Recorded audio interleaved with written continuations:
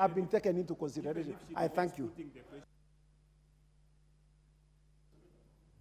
I think I'll put a close to this matter because already the speaker pronounced himself, gave directions. Honorable Otiende, his only excuse is that he attended a PG and therefore was unable to participate. You cannot set back the entire house for your personal convenience. So as a good legislator, you should have been here to represent the people that you represent. So on that, I will put the question. Honorable members, I now put the question that this House do agree with the report of the Committee of the Whole House on its consideration of the Conflict of Interest Bill, National Assembly Bill number 12 of 2023. Will as many as of that opinion say aye? Aye. Will as many as of the contrary opinion say nay? Nay. The ayes have it, and the mover to move the bill to third read. Honorable Speaker, I beg to move that the National Youth Council Amendment Bill, National Assembly Bill number 1, sorry, this is the wrong paper.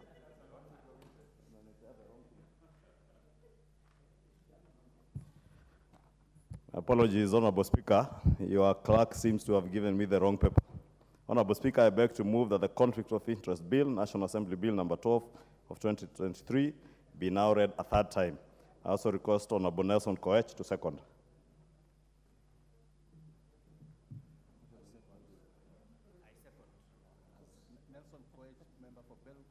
There is nothing. Madam Speaker, Nelson Koech, member of Belgood constituency. I second.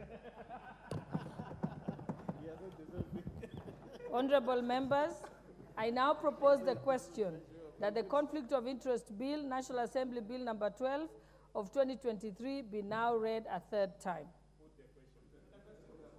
Honorable members, I now put the question that the Conflict of Interest Bill, National Assembly Bill number 12 of 2023 be now read a third time. Will as many as of that opinion say aye? Aye. Will as many as of the contrary opinion say nay? Nay.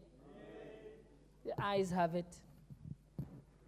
A bill for an act of parliament to provide for the management and regulation of conflict of interest and for connected purposes. Order number 10, motion, report of the Committee of the Whole House on the National Youth Council Amendment Bill, National Assembly Bill number 1 of 2023. Question to be put and third reading.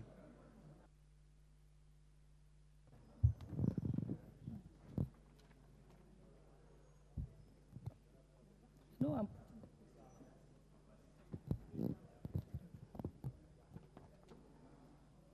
Honorable members, I now put the question that this House do agree with the report of the Committee of the Whole on its consideration of the National Youth Council Amendment Bill, National Assembly Bill number 1 of 2023. Will as many as of that opinion say aye? Aye. Will as many as of the contrary opinion say nay? Nay. The nays have it. Okay. Mover? There is no mover, yeah? All right. Let's proceed. Next order. Order number 11, the Geriatric Bill, National Assembly Bill number 50 of 2022, second reading. Question to be put.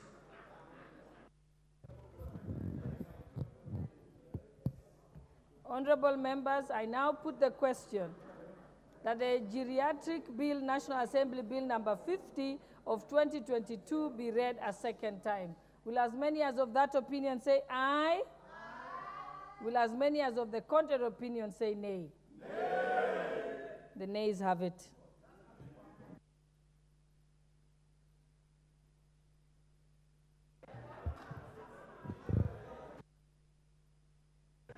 Honorable members, we may now return back, as I earlier directed, to order number 6.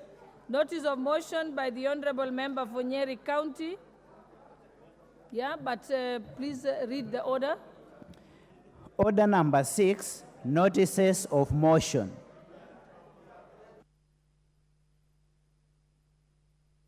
Honorable Mokami. Silence, honorable members. Honorable Murugara, Sir George.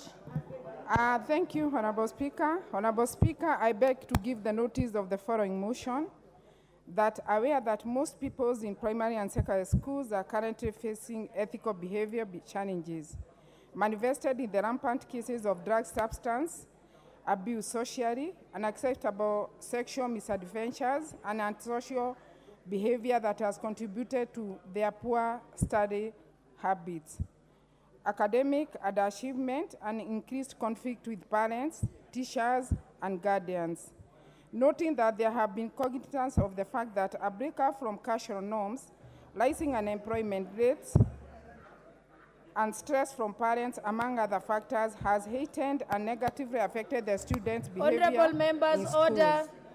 Honorable members, order. Honorable Murugara, Sir George, Honorable DK, Honorable Pukose. Let's be silent. Proceed. Thank you, Honorable Speaker.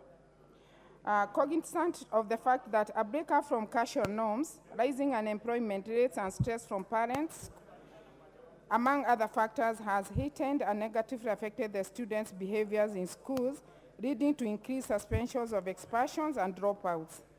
Deeply concerned that students from families experiencing domestic violence, separation, single parenthood, and terminal illness, among other myriads of problems, are prone to depressions. Appreciating that there is need for guidance of teenagers at their formative stages in life, this House, therefore, urges that the government, through the Ministry of Education, introduces mandatory weekly guidance and counseling to all students in primary and secondary schools in Kenya by redefinition of counselors' roles, restructuring curriculum, programs, implementation of comprehensive school counseling programs, and development of systematic support. I thank you, Honorable Speaker. Thank you. Next order. Order number 7, questions and statements.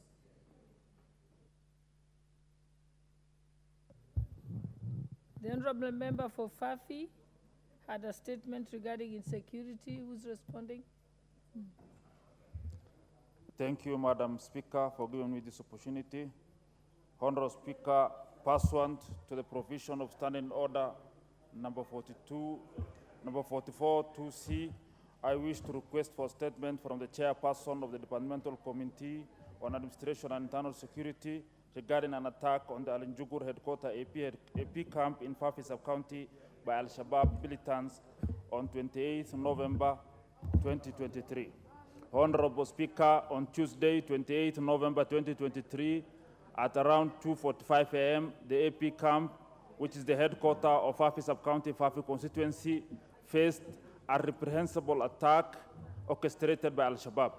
The militants used rocket-propelled grenades, RPG, and other weapons, leading to one of our dedicated police officers sustaining injuries to his right foot during this assault. This incident underscores the pressing situation in Fafi constituency, which necessitates prompt and decisive action by the government.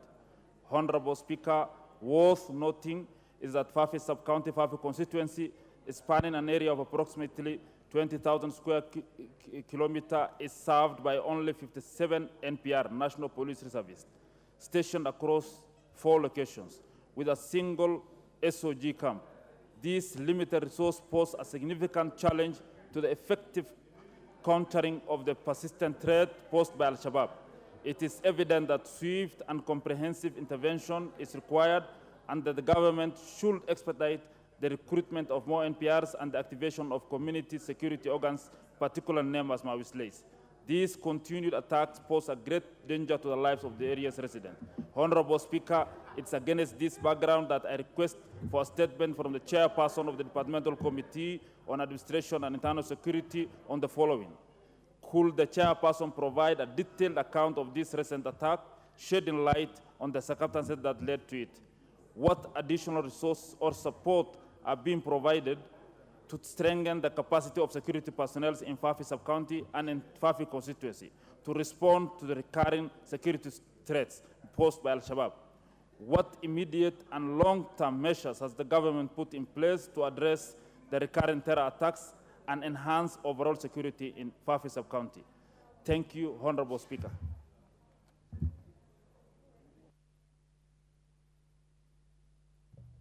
Okay, the next. I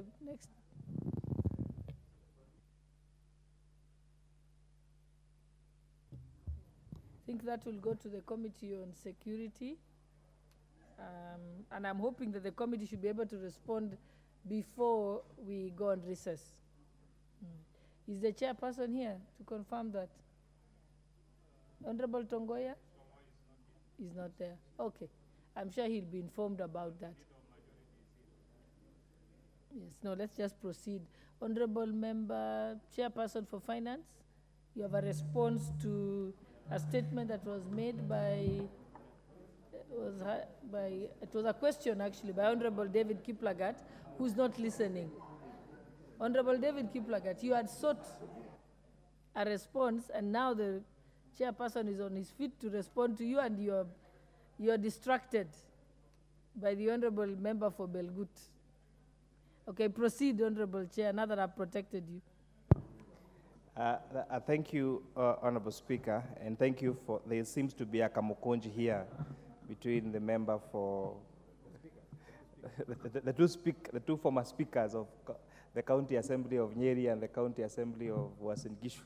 We should remind them that, Honorable Speaker, Honorable David Kiplagat, the MP for Soy, on 8th of November requested a statement from the Chairperson, Departmental Committee on Finance and National Planning regarding the impending sale of Uchumi Langata Hyperland LR number 209-12-593 under the insolvency petition IP 25 of 2018.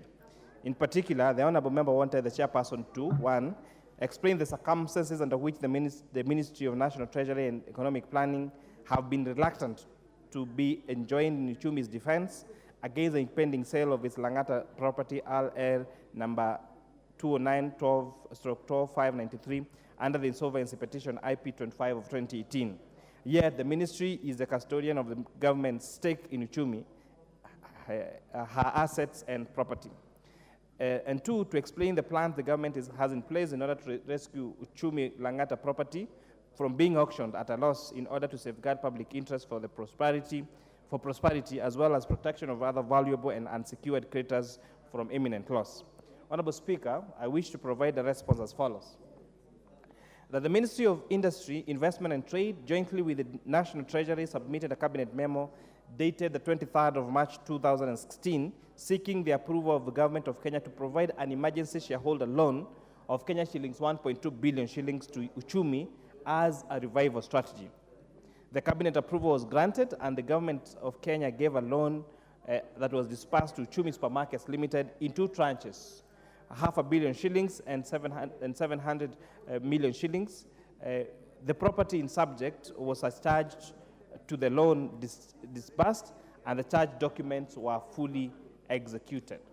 Honorable Speaker, the Ministry of Defense in 2018, through the National Land Commission, intended to compulsorily acquire the subject parcel of land for use as part of Project 58, and as a result, the parcel of land was gazetted by the National Land Commission through Gazette Notice 1358 for compulsory acquisition. On the 7th of April of 2021, UBA Bank went to court seeking to exercise its statutory right to sell the property in the subject in Nairobi to recover an outstanding loan amount of Kenya shillings 162 million. However, on the 19th of May of 2022, the court delivered a ruling by which it dismissed UBS Bank application, observing that the government had commenced compulsory acquisition of the said property. Additionally, in this ruling, UBA Bank indicated its loss of interest in pursuing the matter further. Honorable Speaker, I beg your protection from these lawyers, Wakili Molewe and Kagushia. They are consulting in 2 loud voices. Please maintain order, Honorable Edward Murui and GK. Thank you very much, No, Honorable not Speaker. GK, Honorable Kagushia. However, on the 2nd of February of 2023, the National Land Commission deleted the said Gazette notice. And however, it's important to note that it's not clear whether the Ministry of Defense is still interested in the compulsory acquisition of the said property. It is based on the deletion of the Gazette notice that UBA Bank went back to court to petition that the to set aside the earlier ruling on the subject matter and grant leave to the bank to enforce the security over all that property known as land and enter Order, into Honorable possession. Wanjala.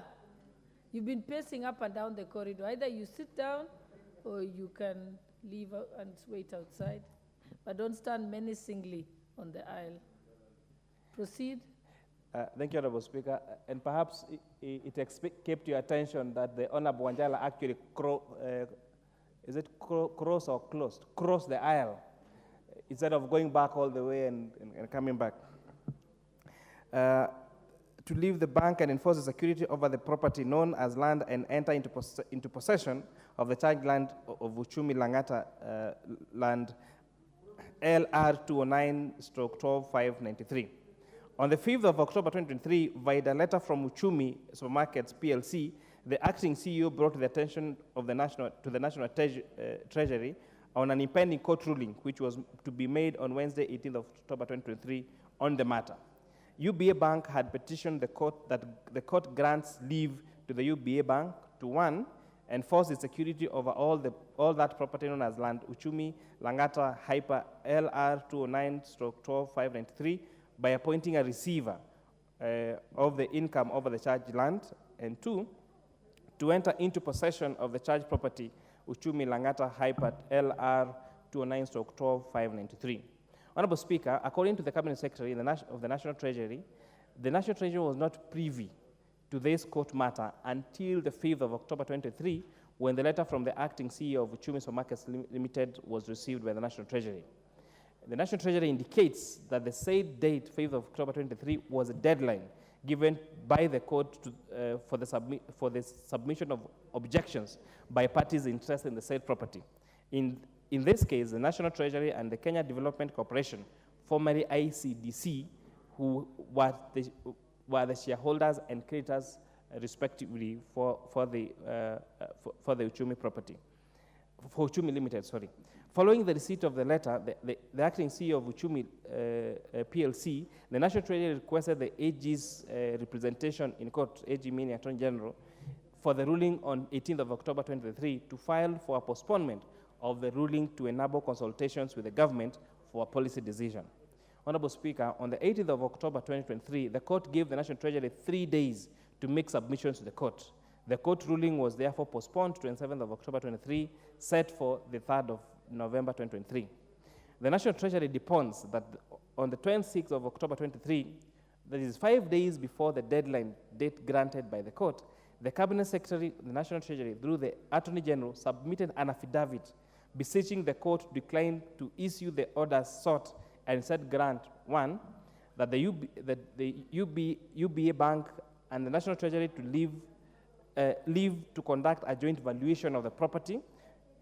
Number two, that UBA and the National Treasury leave to jointly exercise their statutory power of sale over all the property known as the LR 209/12593 by appointing a receiver for the income over the charged piece of land. On the 3rd of November 2023, the Honorable Justice Alfred Mabea made a ruling on the application by UBA Bank dated the 29th of March 2023. In his determination, the judge determined that the application by the bank had merit. He proceeded to allow the same for the reasons earlier that the company, that is Uchumi, failure to review and meet the terms of the company voluntary agreement, CVA, has had a detrimental effect on UBA Bank as a secured creditor. However, it is key to note that in rendering his decision, the judge points out in paragraph 8, which I want to read verbatim, that I have considered the rival representation of the parties, that on the 18th of October 2023, I was about to deliver the ruling on the present application. However, Mr. Betts, learned counsel for the National Treasury, informed the court that he wanted to file an objection on behalf of the National Treasury. I therefore set aside the proceeding for delivery of the ruling on that day and directed that Mr. Bett, on behalf of the Attorney General, do file his objection and response within 3 days, and I reserve the ruling for the 27th of October 2023. As of that day, the National Treasury had filed no pleading. Once again, in deference to the principle of fair hearing, I adjourned the ruling to the 3rd of November 2023. As the time of writing this ruling, nothing has been filed. The wheels of justice must roll over and we will await no one. End of quote. Consequently, the National Treasury, through the Office of the AG, filed a notice of appeal on the 14th of November 2023. Further, the Office of the AG will explore filing a review of the ruling made by the court such that the orders requested by the National Treasury with regard to the sale consider all parties to be enjoined in the valuation process. However, having met the National Treasury on this matter, the Departmental Committee of Finance and National Planning observes the following. That one, among the Uchumi's largest creditors is Government of Kenya. The Government of Kenya loaned Uchumi Limited 1.2 billion shillings. And the Government of Kenya has a charge on the said property of land. So it would have been prudent to make a submission to the court within the allowable window and petition the court for grant of orders based on the public interest. The value of this property, Honorable Speaker, LR 209/12593, was valued at 1.4 billion shillings in 2018, 5 years ago, while the UBA bank debt is only 162 million shillings. So the National Treasury has clearly treated this matter casually, as evident by the inability to file the objections to the court proceedings on time, despite the judge even extending the time to give courtesy to the National Treasury to make pleadings. Proper valuation, Honorable Speaker, should be done by a valuer and an amount agreed upon jointly between UBA, which is the creditor for the 162 million shillings loan, and the Government of Kenya. And Government of Kenya here, Honorable Speaker, is both a creditor and a shareholder, which means, therefore, that the one entity that stands to lose the most in this particular transaction is the Government of Kenya, as both a shareholder and a creditor to Uchumi Limited. It is not clear whether the income from the proceeds of sale of the land will be shared among the parties who are encumbered to the subject person of land. What did the committee resolve, Honorable Speaker? The committee resolves as follows: that we directed the National Treasury to hold a tripartite meeting with the Office of the Attorney General, UBA Bank, and management of Uchumi PLC, and report back to the committee within 30 days. The discussion should center on three things. One, first of all, secure the said property and protect this public asset. Number two, undertake a proper valuation of the land to ascertain the actual value of the land. And three, to explore the possibility of a compulsory acquisition for the land by use by the Government of Kenya and pay off UBA Bank, Honorable Speaker. Honorable Speaker, to make it very short summary, is that UBA Bank lends Uchumi Limited 162 million shillings. And Uchumi Limited gives security of their land as a charge to the property. This land, the last valuation as of 2018 is valued at 1.4 billion shillings. So the most logical thing to do as a shareholder is pay off the 162 million shillings to UBA Bank and take over the property, which is worth 1.4 billion shillings. Honorable Speaker, this matter gets to court, and the court grants National Treasury enough sufficient time, even postpones its judgment to allow them to make pleadings so that they are joined in this particular case. The National Treasury is not represented in the pleadings. They don't make submissions. And what is interesting, Honorable Speaker, is to even note, and this really is an example of the power of Parliament and the critical role that Parliament plays in its oversight role. When this statement was sought by the Honorable David Kiplanga, the MP for Soy, on the 26th of October, it is the same day that the National Treasury now filed their petition to the court. I am not saying that it is but it's peculiar that the same day this statement is sought at Parliament, that night is when the submission is made to National Treasury. So the act of just seeking this statement means that we're going to save government of Kenya 1.4 billion shillings in the list that should otherwise have lost if this property was allowed to be sold at whichever value by UBA Bank. I beg to submit, Honorable Speaker. Thank you. I think I'll give the honor of the question a chance first. Yes, Honorable DK, member for Soy constituency.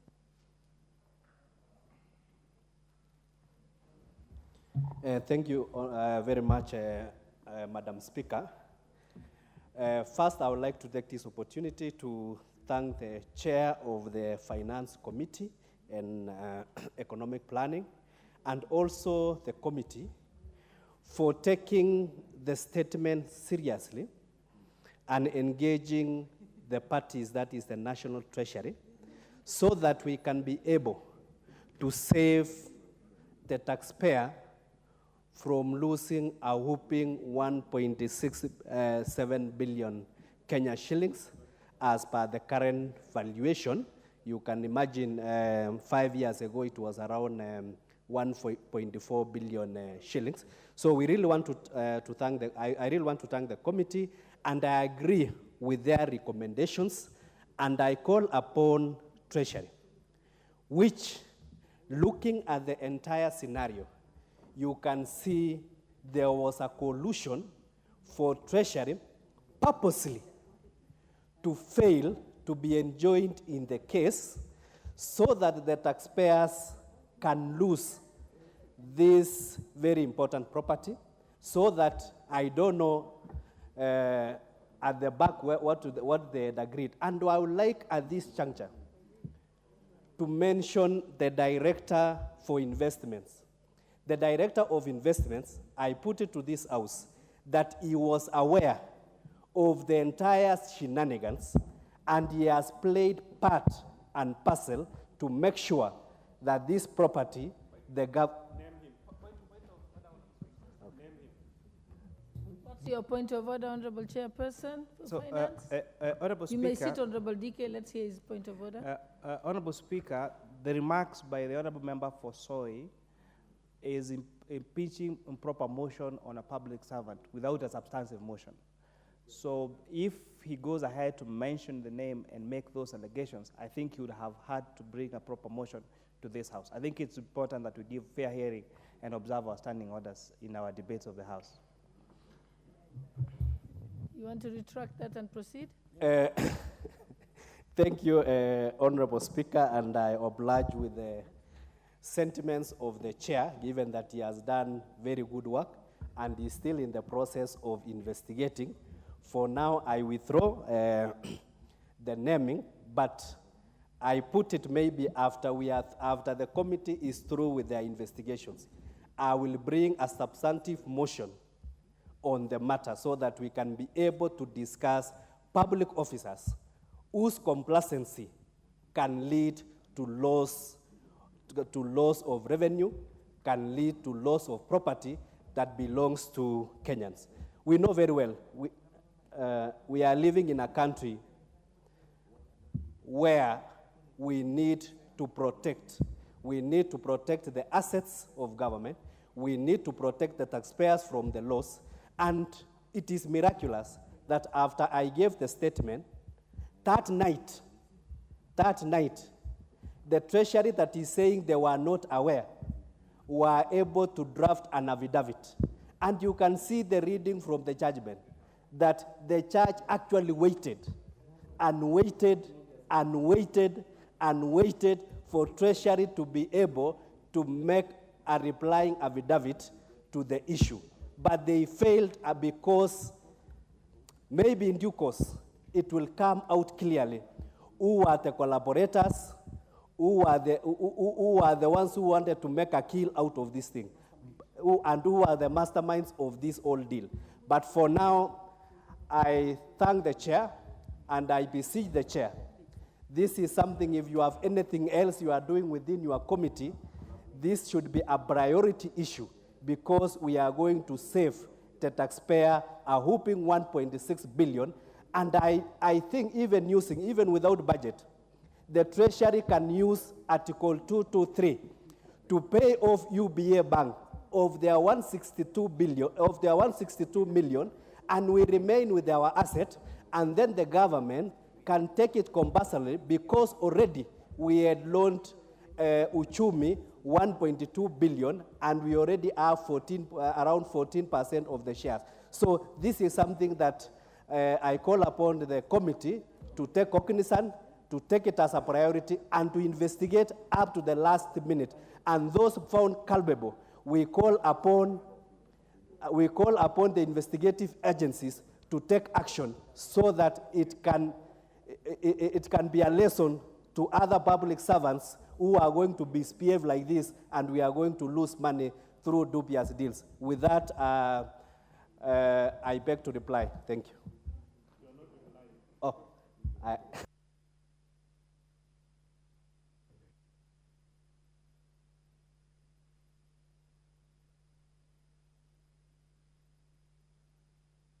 This will correct. That's your chance, Honorable Marmin. Thank you, Mr. Speaker. I rise, Mr. Speaker, on Standing Order number 44, 2C.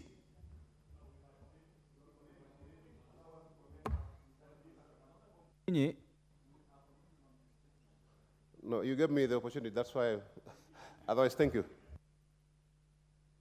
Then, therefore, go to the Honorable Jen Kihara, if she's in the house. Then the Honorable, no, there's no need of carrying up your hands. It's not a high school. The Honorable Julius Ruto of Keses. Thank you so much, Mr. Speaker. And it's good to remind us we are not in school, but at times to catch attention of Mr. Speaker, you must do an extraordinary action. Mr. Speaker, I just want to privily comment on this. And again, I want to applaud my chairman for the Committee of Finance and National Planning. For record purposes, not economic planning, but national planning, on the swift action upon the Speaker's directive to look into this matter. And as the way the chairman has given his response, Mr. Speaker, this particular scenario depicts a behavior that can justify. Honorable Advocate, sit. Correct. Go ahead. Thank you, Mr. Speaker. I just wanted to weigh much on the situation analysis of how this particular matter was undertaken. If you look at the reluctant behavior from the National Treasury, the reluctant behavior from the Attorney General, Mr. Speaker, you will agree with me that it looks like, and I will be exempt to make this particular statement, that there was a clear conspiracy for this particular hack to proceed and subject public to lose a whopping more than 2 billion in the assets of the Uchumi supermarket. Because when this matter was brought to the attention of National Treasury, even before Uchumi expressly indicated to the National Treasury to move and respond to what the court had given an opportunity for objection, and they were relaxed. Even prior to that, they had made several attempts, not only to the National Treasury, but even including Kenya Development Corporation, which is a government parastatal, that in this scenario, this particular parcel of land is given a fast charge to UBA Bank and to KDC, together being the loan stock who are over to the Uchumi. And they kept silent, they never bought that, knowing that they are also a fast charge owners in the same asset. Mr. Speaker, you will agree with me, as I have said again, that I will need to be exempted to make a conclusion that there was a deliberate conspiracy for this particular land to be disposed so that it suits the interests of some specific individuals. Because how come it's a whole property that is valued way back 5 years at 1.4 billion, and people are reluctant, government officers are reluctant, by all measures, by law, PFM Act, National Treasury Act, it gives an absolute responsibility to National Treasury to protect every government investment, every government asset for public interest. But under this scenario, even it was witnessed when the PS responded in the committee that he was not aware, that he's apologizing now when the matter has been adjudicated in court and order has been issued, that he's now apologizing, that he's going back. It shows how much our public officers are reluctant. Either they are not competent or they are deliberately relaxing on this matter so that afterwards, when they react, when issues have been overtaken by time, already assets have been lost. And I want to say this, even as the committee is concluding its report, Mr. Speaker, this one should serve as a lesson. The conclusion of the report, as it is at the moment, should come up with recourse action thereafter. That government officers who have been bestowed with responsibility should act with uttermost good faith in protection of government assets. Because assuming, we sell a land of more than 2 billion to settle a loan of only 163 million. National Treasury owns a loan stock of 1.2 billion in the same property as a second charge. He's a shareholder of 15%. KDC is a first charge, which is a government entity on the same property, and they are silent. Attorney General, by the time, you want to tell me there is a case against the government and Attorney General is not aware. Mr. Speaker, for once, we have to be very serious on the way we manage our issues. So I want to rest this case as we follow up this matter and call upon that we need to look at beyond this. In fact, in any case, we need to investigate the conduct of the officers who are reluctant in their work. What else do they know more than this? What agenda? What is this silence until Parliament is coming up to pick up on the matter? And at that night, is when they subjected the obligation. Thank you so much. Thank you. Honorable Majority Leader.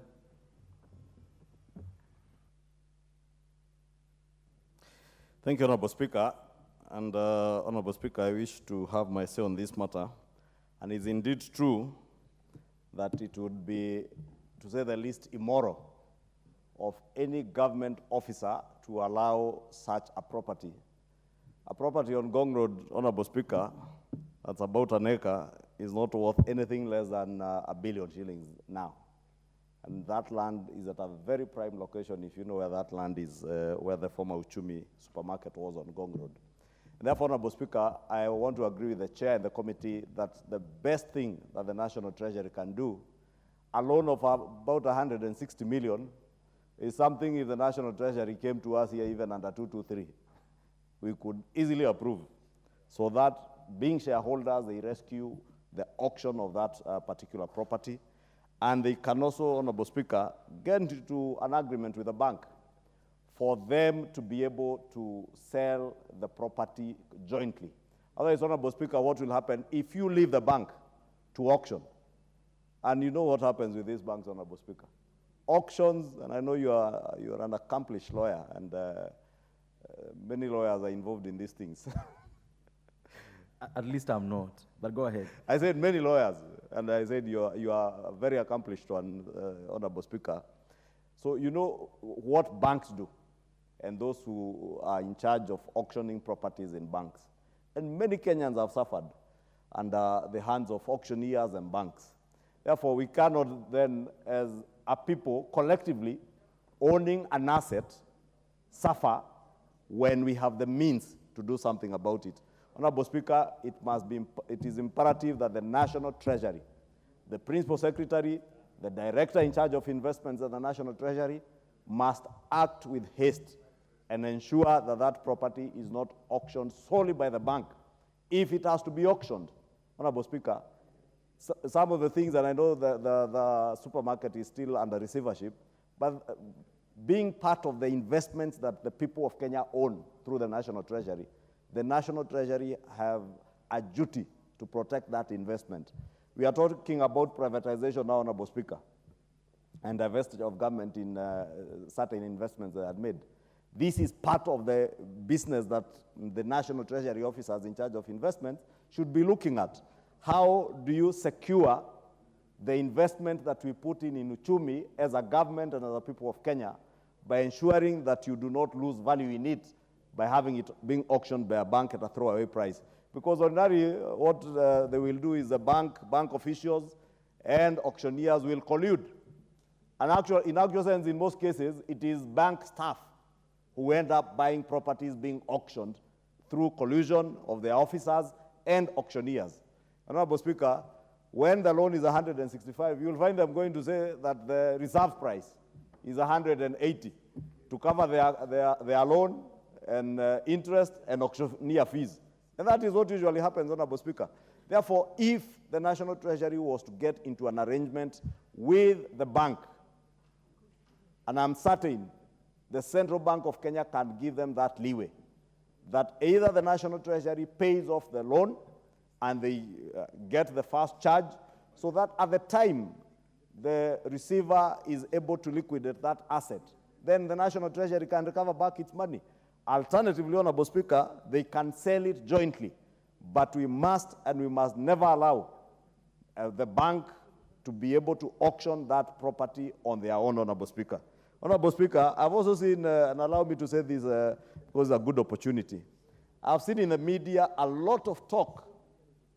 And you know the other day, Honorable Speaker, when I spoke about somebody being financially illiterate in some vernacular station, they took offense.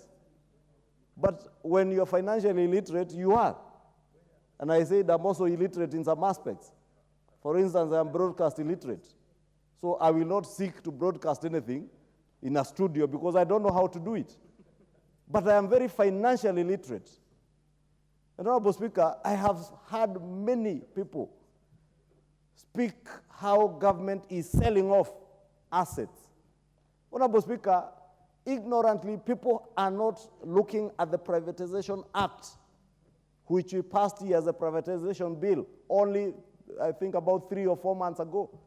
And that Privatization Act now makes it very clear how government will divest from investments it had made in the past, whether it is through initial public offering, whether it is through the identification and getting into joint ventures with strategic investors, whether it is through what would be an outright sale of some assets, Honorable Speaker. And there's a lot of propaganda out there. I have heard them saying, oh, KICC is being sold. Honorable Speaker, KICC today, 90% of the tenancy at KICC, I think, is Parliament, paying peanuts because it's a government to government. But this is a prime location in our CBD. A prime location, Honorable Speaker, if KICC was, for instance, to be leased to a hotel chain, a chain of hotels that can run, those who have the expertise and the private sector expertise to run conferencing facilities and hotels, convert the whole building into a hotel, for instance. You can imagine the amount of money government would be able to generate rather than wait for myself and yourself, Honorable Speaker, to get small corner offices there and Parliament pays peanuts, or government ministries who never pay because it's government to government. KICC, I'm certain, owes other government agencies money. They owe parking fees. I've seen City Council of Nairobi claiming parking fees from them. Kenya Power, Honorable Speaker. Therefore, all the negative propaganda that is being propagated in line with what we have done here with the Privatization Act, Honorable Speaker, people must know, those who are propagating this negative propaganda, that government assets are being sold for a song, or there are certain deals anywhere. The law we passed is very clear on the process of divestiture, how you identify what assets government will divest from, how you will divest, whether it's through initial public offering, like was done with Safaricom or Kengen, Honorable Speaker, in the years gone, or whether it is through the input of a strategic investor, or whether it is leasing, like we said with the sugar companies in Western Kenya and parts of Nyanza, and elsewhere, Honorable Speaker, that you will lease, you will not sell off those assets, Honorable Speaker, so that Kenyans are able to derive value Honorable Mwinyi, what is out of order? out of their... Honorable Mwinyi, what is out of order? Speaker, the leader of our majority is now engaging in another debate. He was supposed just to contribute towards Uchumi and not to delve in the matter, of course, of selling properties of the government. Thank you, Mr. Speaker. Which other debate is this? Thank you, Honorable Go Speaker. ahead. You know, I said, Honorable Speaker, finance is difficult. And to understand divestiture, investments, may be difficult for many people. Don't go there. So, Honorable You are doing Speaker, very well, Honorable. Uchumi is You are an doing very well. investment in Kenya. And Honorable Speaker, allow you to insinuate anything against the Honorable Mwinyi. You are doing very well. It is the chair of finance who is insinuating things from my back. I hope the Hansard is not capturing what he's saying, because I can hear him saying certain things about finance and law, Honorable Speaker. But I was saying, it is divestiture, investments, all these things are related, and that's why I veered off, Honorable Speaker, to speak about divestiture through privatization, because Uchumi government has shareholding, substantial shareholding in Uchumi, and therefore we cannot afford to lose money as people focus on all the wrong things using negative propaganda. People are focusing on KICC.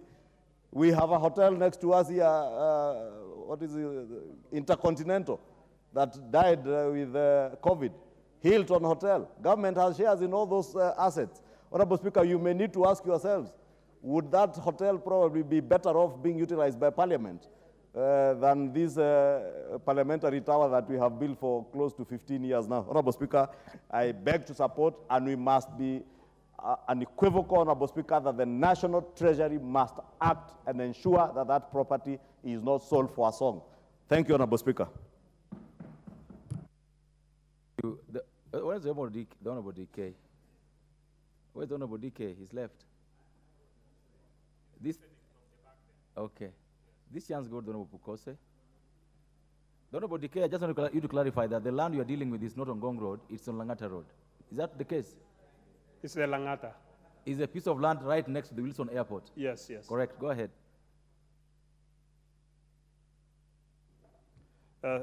Thank you, Honorable Speaker. And first and foremost, I want to thank the member for Soy for having raised this very serious issue.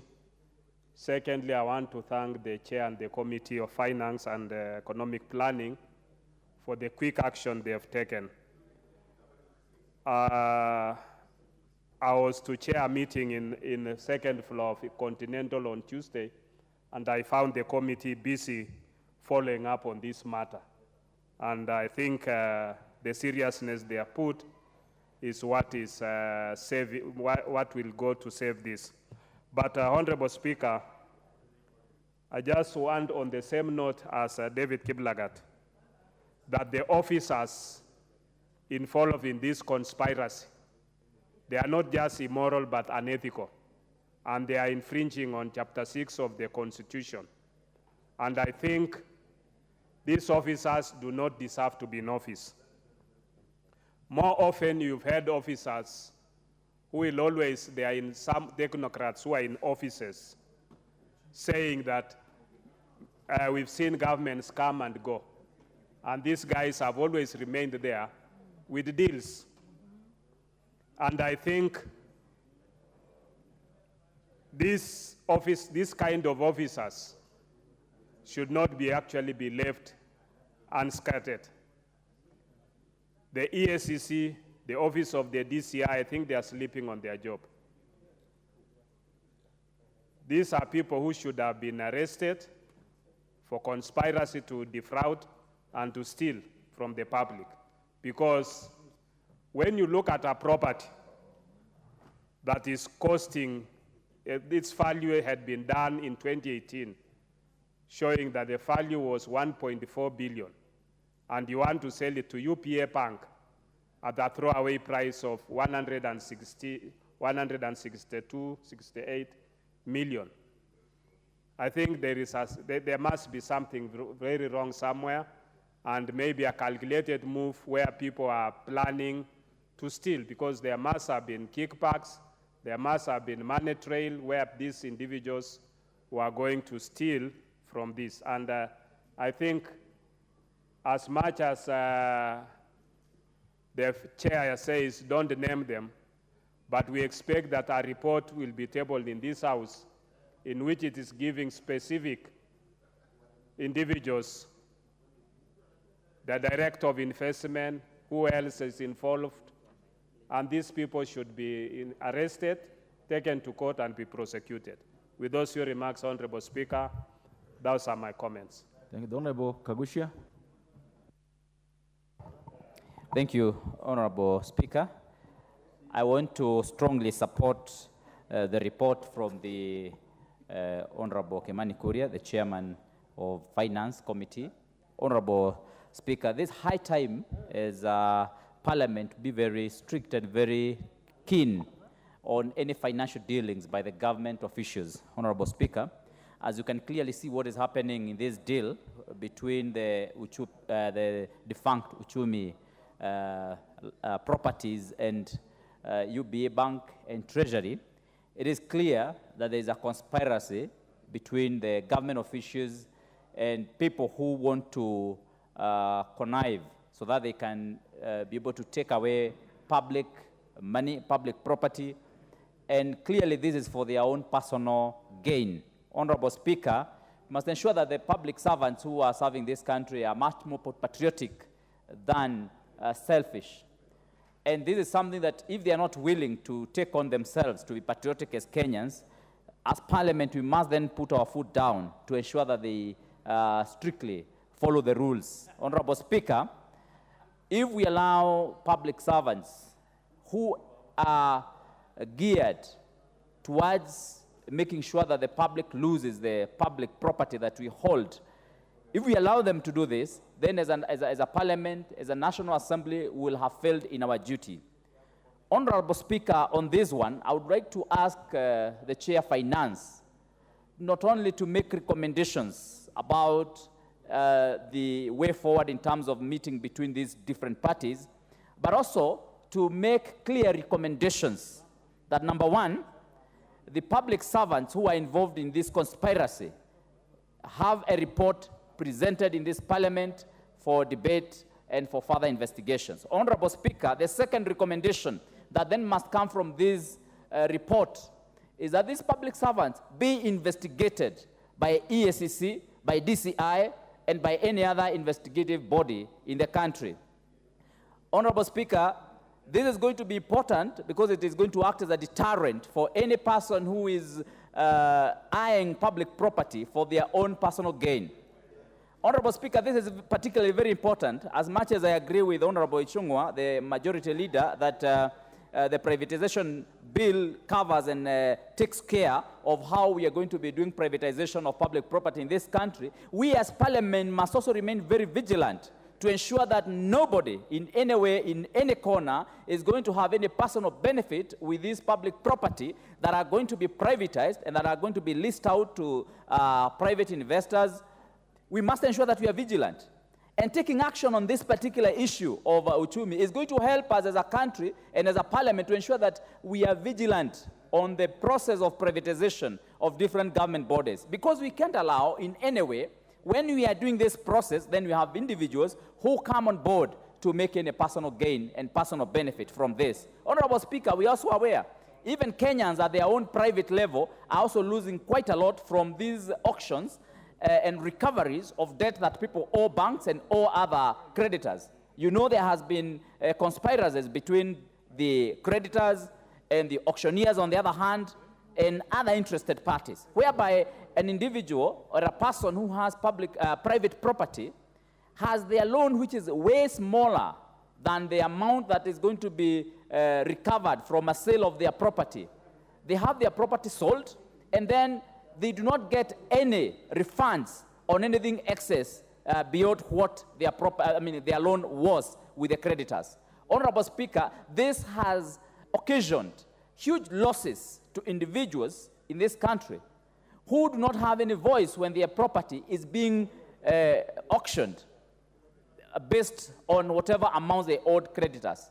So, Honorable Speaker, as a House, let us take extreme measures on this particular case that is now in our hands. You have to wind up, Honorable Kaguchia. So that we can be able to ensure that we deter any person who may want to be going that direction. This is going to help us to protect public property and also protect private individuals in this regard. Thank you, Honorable Speaker. You want to comment on this? Beatrice, Honorable Beatrice, you removed. Okay. You want to comment on this? Yes. Okay. Thank you, Honorable Speaker. First, I want to thank the MP who brought this issue on board concerning the sale of Uchumi. And I want to thank the committee led by the chair of Finance and National Planning. Honorable Speaker, it is very unfortunate to learn that people have come together to try and sell land in very, very low price. Yet, what we have been told, the 1.4 billion, Honorable Speaker, is a lot of money that should be saved for other investments. And looking at this, Honorable Speaker, the public officers should be taken into task over the same. Just like what my colleagues have said, some of them have served many governments. They have been here throughout, but they have become cartels. And we cannot allow, Honorable Speaker, people to come over and try to take away public property. We are supposed to be saving every shilling at the moment, knowing that the government of William Ruto is trying by all means to make sure that the cost of living comes down, to make sure that we save more, to make sure that a lot of property is owned by many. So, Honorable Speaker, I want to thank the committee for the job well done, but I want to ask the chairman to go deeper and look at these officers. As much as we are saying we don't need to expose them, it is very important that DK comes with another motion as he promised so that we go to the detail of the matter. Thank you, Honorable Speaker. Honorable Farah.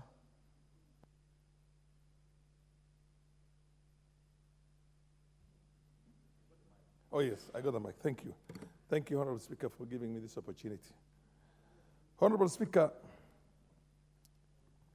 the issue of privatization of public properties and public companies is a matter that came into the global purview.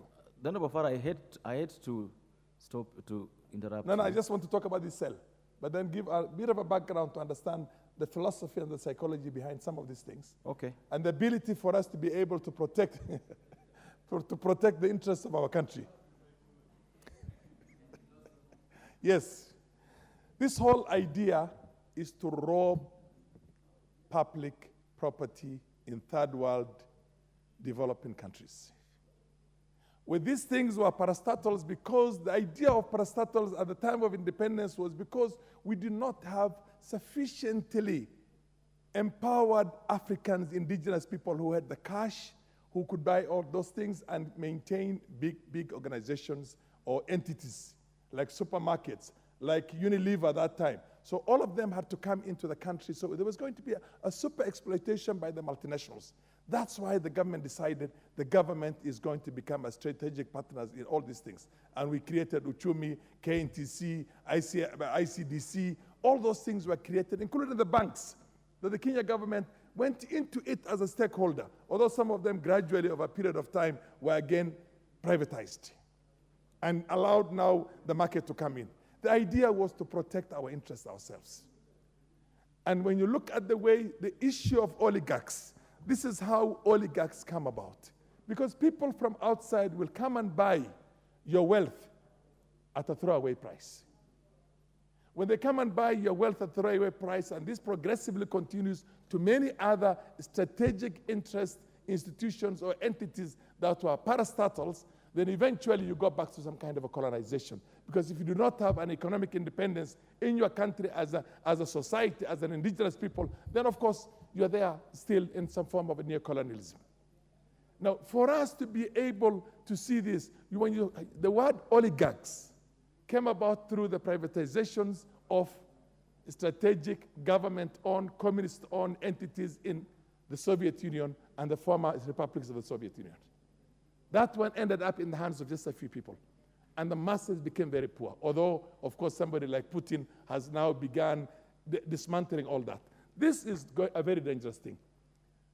You talk about privatizing things like KICC and all those things. It has to be done in a manner that essentially is still going to protect the public interest The reason why British telecommunication, British railways, all those British maritimes will never be privatized is because such a country, which is a developed country, still protects the interests of its own indigenous people because it fears other people will come from outside on those medical wealth, strategic interests, and then you become literally a colony of that country. So this is something that has got to be done with a tooth comb, and it doesn't have to be solved. Let us look at all available other ways to look at these things. And even when it's to be sold, it must be sold only to somebody who has got a Kenyan, an indigenous Kenyan, and nobody else for that matter. Because then we risk taking this country back to where we were in 1963. Thank you. I'll give the Honorable Umboko and the Honorable Andikiri 2 minutes each to comment, then we close this. Thank you, Honorable Speaker. And let me pick up from where Farah left in terms of psychology of this thing. Away from the foreigners themselves coming to take toll and place by purchasing the so privatized companies, individuals within Kenya who are actually in advantage positions like treasury and ministries and other places can easily see what is going down and what can be, easily be sold out. So like the Uchumi case is a matter of not even international body coming in, but they are just our own players who replaced themselves after 1963 when we got independence as the new bourgeoisies, and they are the ones who are actually going for the property, including Uchumi. What I would do to advise now that my time is not a lot, is that the committee and the chair should listen to this. Is a very smart person, the finance chair, that this is basically the real work of Parliament. So, Honorable Chair, could the Speaker tell the nice lady to... Chair for Finance. Thank you. Thank you. Chair of Finance, this is the real business of Parliament. This is the real business of Parliament. You need to go to the root matter of this and bring out what is happening. Because our work basically is oversight to help the public. So you are on the right track, but move to the next level. Thank you, Honorable Speaker.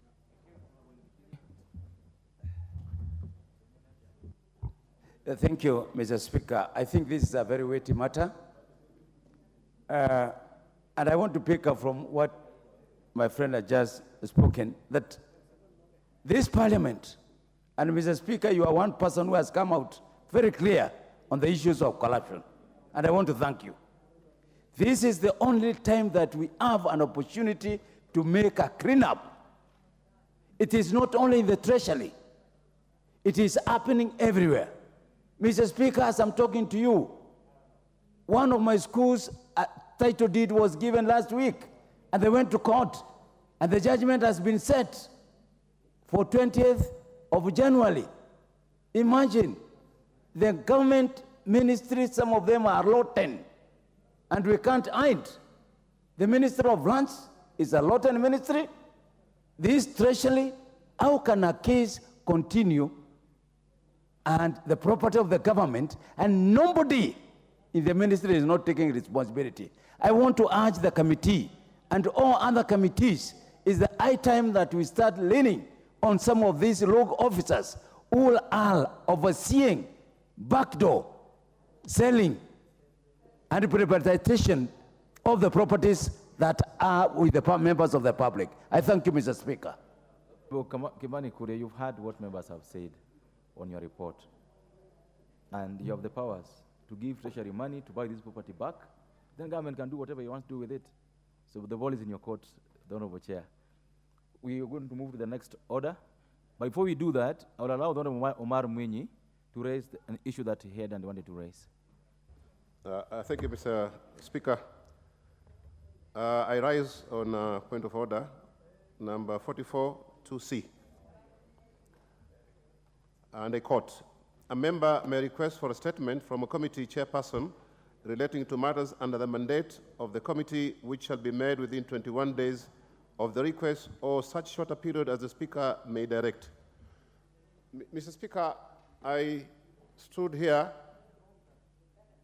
on 24th of October and sought for a statement from the Committee on Housing.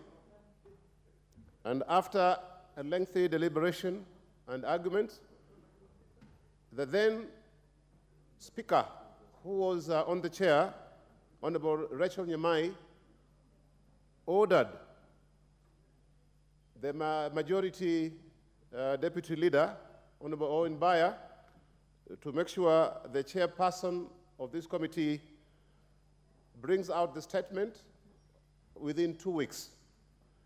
I want to inform you, Mr. Speaker, this is now the 4th week, and I have never even seen the chairperson, neither have I received the replies. I want you, Mr. Speaker, to inform the committee that we really depend on them. We have a lot of confidence in them because our work is to represent our people. So any delay, and of course the matter was bordering on illegalities and human rights abuse, Mr. Speaker. So I would ask you to use your authority to make sure we get the statement before the closure of this house that is on next week, God willing. Thank you. Thank you very much, Mr. Speaker. Any member of the Committee on Housing? Committee of Housing? The issue being raised by the Honorable Omar Mwinyi, I'm told, is before that committee. Are you aware? Yes, Mr. Speaker, I'm the Vice Chair of the Committee on Housing, Public Works and Urban Development. Correct. The matter that has been raised is within our docket, yes, and the matter has already arrived to our desk. We shall deliberately give the information that the member has required. Okay, Honorable Ndikiri, the order is that you give this response on Wednesday afternoon. Wednesday afternoon. Next yes, I will. We'll try. Thank Next you. order. Order number 12, motion. The 4th General Assembly of the Eastern Africa Parliamentary Alliance on Food Security and Nutrition, held in Kigali, Rwanda. Card? Do you have a card with you? Yes, I have a card. Yeah, okay. Go ahead. Thank you, Chair, for having got this chance. I have been waiting it for the last 6 months. I beg to move that this House notes the report of the Kenya delegation to the 4th General Assembly of Eastern African Parliamentary Alliance on Food Security and Nutrition, which was held in Kigali, Rwanda, on 7th to 9th of December 2022, and laid on the table of this House on Tuesday, the 11th April 2023. Mr. Speaker, sir, the Eastern African Parliamentary Alliance on Food Security and Nutrition was launched in April 2019 to position food security and nutrition at the highest level of political and legislative agenda to contribute to the achievement of development of objectives of the member countries and regional economic blocs. The Eastern African Parliamentary Alliance is a membership of 11 countries of the Eastern African region as a whole, with the view of benefiting communities and focusing on full realization of overreaching people-centered approach. Mr. Speaker, sir, the objective of this alliance is, one, to create a dedicated alliance for parliamentarians from the 11 countries of the region, and together with the economic blocs within the region, to address and discuss critical issues on food security and nutrition.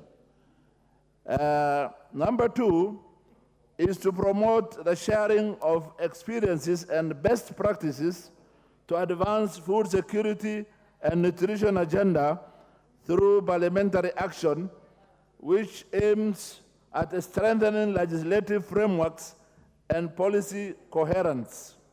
Number 3 is to promote the harmonization of legal and policy framework related to the sub-regional and cross-border food security and nutrition. The fourth objective of this alliance is to facilitate the creation and strengthen the national parliamentary alliances in the respective countries, which will foster improvement of food security and nutritional agenda in the various countries. Mr. Speaker, sir, the fifth objective is to enable collaborations among parliamentarians and parliamentary bodies and governments and other key stakeholders, such as civil societies, development partners, including the UN bodies and international organizations, and the academia, and the private sector and the local communities to enhance food security and nutrition in the region.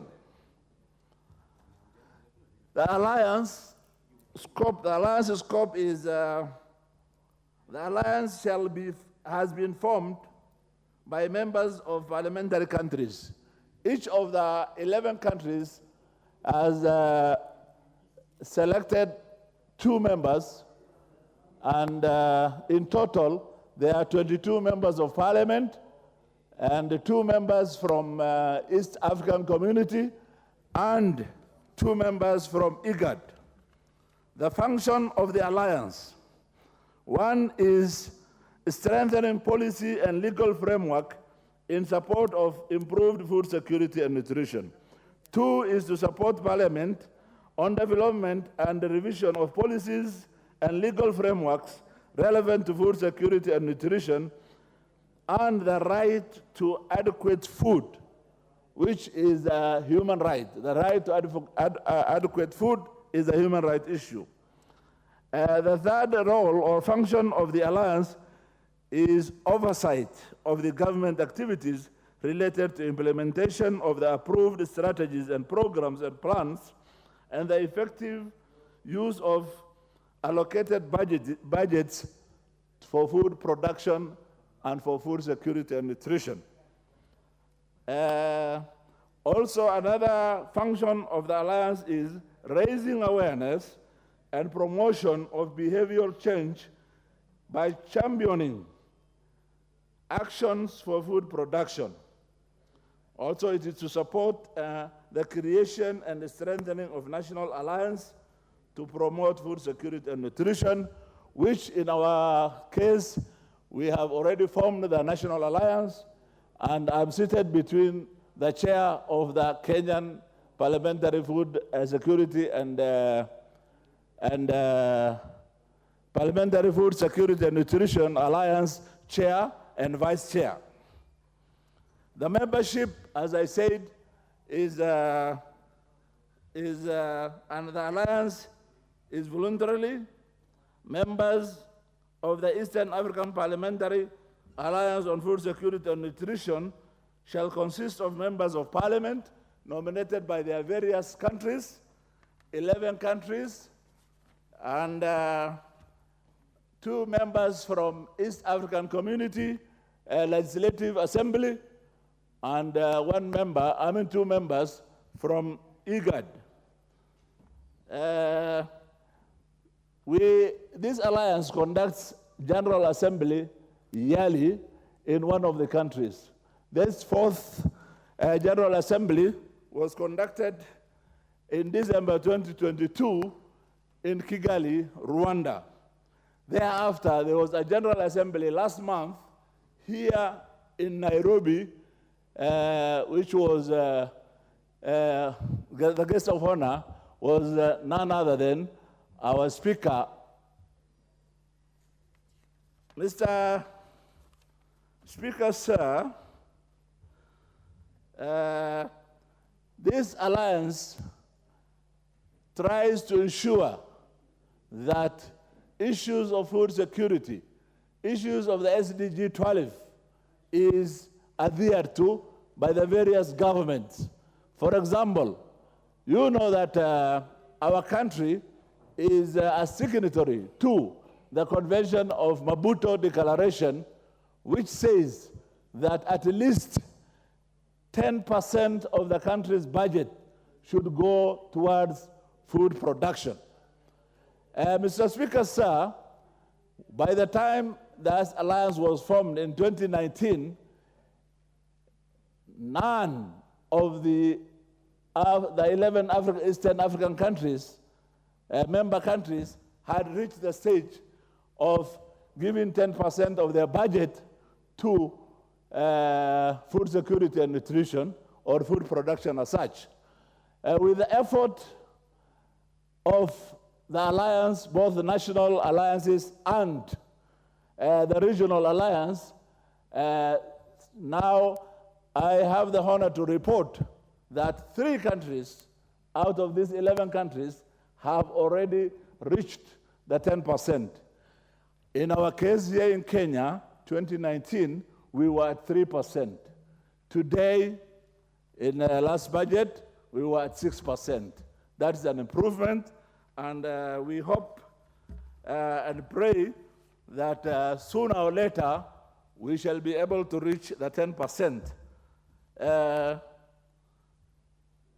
The Alliance has an executive committee made of 1 chairman, deputy chairman, 2 other MPs from individual countries, 1 MP from Eastern African Parliamentary Alliance, and 1 member from IGAD IPU. Mr. Speaker, sir, I have again the honor to report that from 2022 to date, the chair of the alliance is Kenya. Kenya is the chair of the alliance. In particular, I have been elected as the chair of alliance for the next 3 years, and we do our annual general meetings every year in one of the countries, rotating, and therefore, Kenya is being looked seriously at to make sure that food security and nutrition is improved because of the position that we have today. Mr. Speaker, sir, we expect our parliamentarians to make sure that the various legislations related to food security and nutrition are upheld. Or where there is amendment required, it is our responsibility to make sure that legislative amendments are done so as to improve food security and nutrition. We also need to review the budget for agriculture or for food production to ensure that the SDG 12 is achieved and to ensure that we get the Malabo Declaration of 10% of the budget to go to food security and nutrition. Another very important responsibility required out of us as parliamentarians is to ensure that there is accountability in the funds that are allocated for food security and nutrition. Sometimes, from our experiences and observations, that funds are allocated and prioritization of those funds in terms of food production is misplaced. And it is our responsibility as parliamentarians to oversight and ensure that the little funds that we normally allocate to food production is utilized to the latter.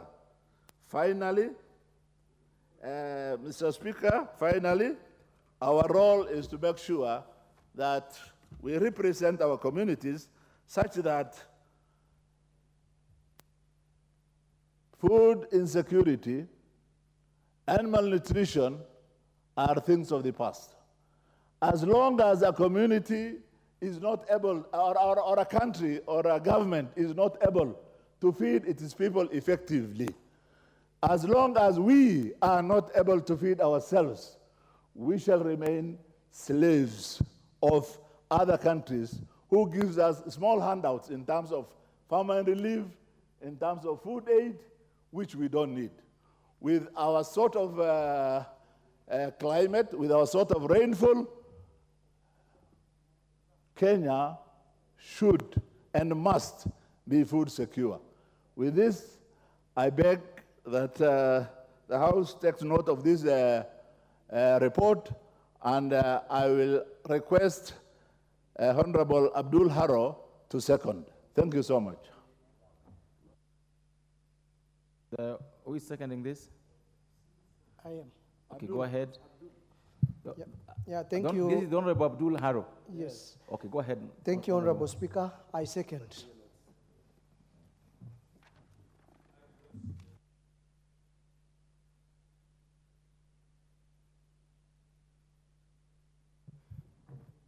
Hello, members. I therefore propose the motion that this House notes the report of the Kenya delegation to the 4th General Assembly of the Eastern Africa Parliamentary Alliance on Food Security and Nutrition, held in Kigali, Rwanda, from the 7th to 9th of December 2022, laid on the table of the House on Tuesday, 11th April 2023.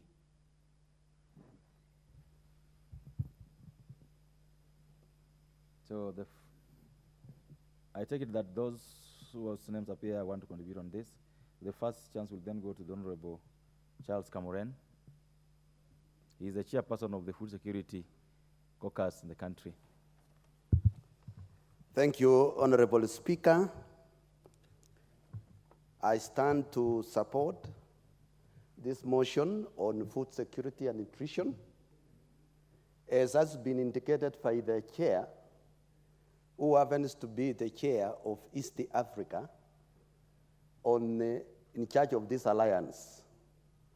Mr. Speaker, this is a very important alliance in which Kenya, we are part of it. I am the chair of Kenya Parliamentary Caucus on Food Security and Nutrition. We have held several meetings, and one being the most recent one that we hosted the entire East Africa in Kenya, and I want to thank our Speaker of National Assembly who came to grace that meeting where the other representatives from the national assemblies of the countries of East Africa were there, and it was very successful. So I want to appreciate our speaker. He did well. And our speaker was very much informed on matters food security and nutrition. The speech that he gave was so relevant, and it was followed by other countries. The remarks from the other members of the national assemblies from the other countries was that our speaker is very informed. The information that he shared with us was very relevant, not only to Kenya, but to the other countries. Mr. Speaker, Kenya needs to allocate good money for production of food. We need to allocate money strategically with a target of what we need to achieve in terms of production of food. As per the Maputo Declaration, that let us agree as Eastern Africa to have our production of food by allocating at least 10%. You know, Mr. Speaker, previously we were at around 3%, 2%, 3%. Now we are at 6%. We have not yet achieved, but we are improving, and I want to appreciate what we have done. The purpose of these alliances is to share the experiences amongst our countries, to harmonize the legal and the policies towards improving production of food and nutrition, to enable also members of parliament to understand more about food. We are talking about in our constituencies, in our counties, what is happening specifically in terms of the young generation, the children, the school-going children, and even the ones at home who have not gone to school. The status of Kwashiako, how do we go about? The elderly people, what do we talk about? Yes, right now we are giving money to the elderly people. But you know, at that age, there is a lot to be done in terms of the health of these elderly people. Diseases are there. But we need to prevent those diseases. How do we do that? Food is an enabler that can assist in prevention of diseases. How do we get this food? We need to strategize in production of food and see that in our schools, the children, whatever that they are getting, will assist to improve their immunity.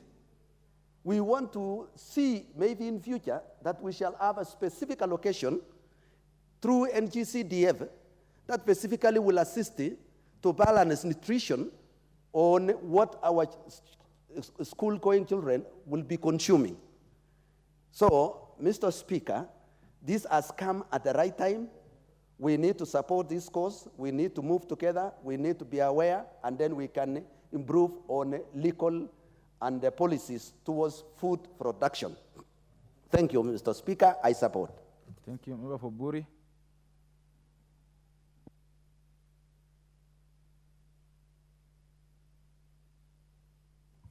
Thank you, Mr. Speaker. Food security and nutrition is a key factor. It's a basic human right. Mr. Speaker, you recall during the budget-making process and slightly before that, this House deliberated on the safety of food in this country.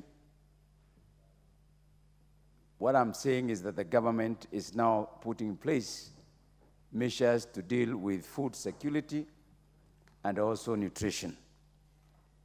Whatever food that is produced must meet certain standards, which involves producing and ensuring that it has the same quality for human consumption.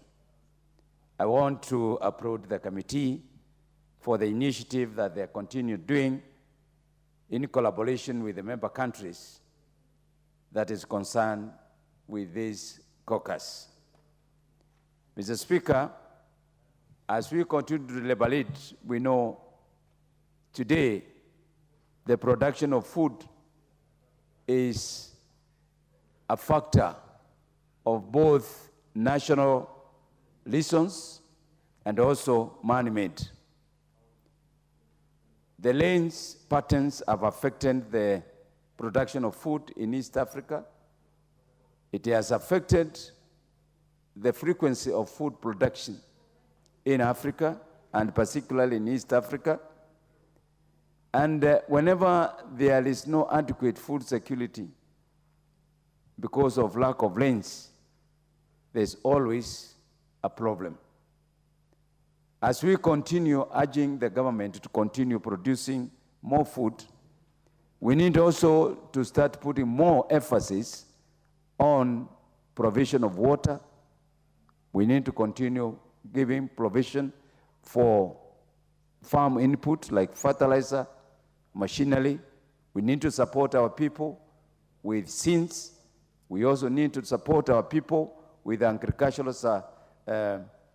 support services. We need to ensure that whatever is produced, we need to know how to store. And I want to thank the government because of now, They have now the White House receipt system, which is being put in place. There is also the element of dryers, what is happening in the country right now, being provided by the government to ensure that whatever food is produced cannot be stored, meaning we shall have a secure food production.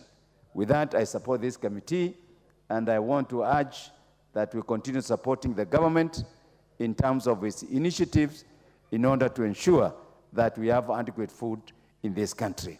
The issue of nutrition, Mr. Speaker, is very key because we are now starting to focus on the best foods that our people require. Mr. Speaker, the issue of nutrition is a new concept in this country. We haven't been producing food based on what we are being advised by our scientists and our researchers, that which is the best food that we can have.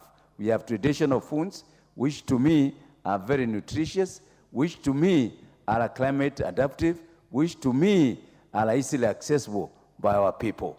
I think we are favored by having a very nice geography and the geographical conditions that as a country and as a region that we can continue now bringing up and growing up nutritious foods. With that, I support the committee and I urge that we all adhere to the standards that have been set both regionally and internationally. Thank you, Mr. Speaker. Thank you. The member from Mombasa, Honorable Zamzam Chimba. Asante sana Mheshimiwa Spika, na mimi niweze kupongeza Mheshimiwa ambaye ameleta mjadala huu bungeni, na niweze kusema kuwa Mheshimiwa Spika, ushirikiano wa mataifa ya Afrika Mashariki katika usalama wa chakula na lishe bora ni jambo ambalo limeleta mwamko mzuri sana katika Afrika, Mheshimiwa Spika. Na Mheshimiwa Spika, nimekumbuka Mama Samia Suluhu akiweza kumwambia rais wetu kuwa sisi kama Waafrika tunaweza bila kutegemea mataifa ya nje, Mheshimiwa Spika.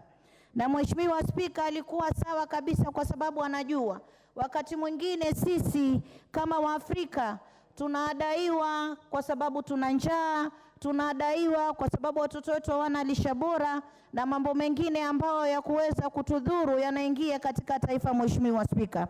Kwa hiyo Mheshimiwa Spika, mimi napenda kusema hivi, tukiweza kuwapa wakulima wetu mbegu, tukawapa teknolojia nzuri ya kuweza kukuza mazao yao shambani, kuwapa mbolea, kuwapa nafasi nzuri ya wao kuweza kunyunyizia mazao yetu ndani ya shamba, Mheshimiwa Spika, na baada ya mavuno pia wakiweka kwenye magala yao, iwe tunawapa namna kuweza kuhifadhi chakula katika magala. Ikifika msimu wa njaa, Mheshimiwa Spika, iwe tena hakutokuwa na njaa, wanatoa vyakula katika magala, yanalisha taifa, Mheshimiwa Spika.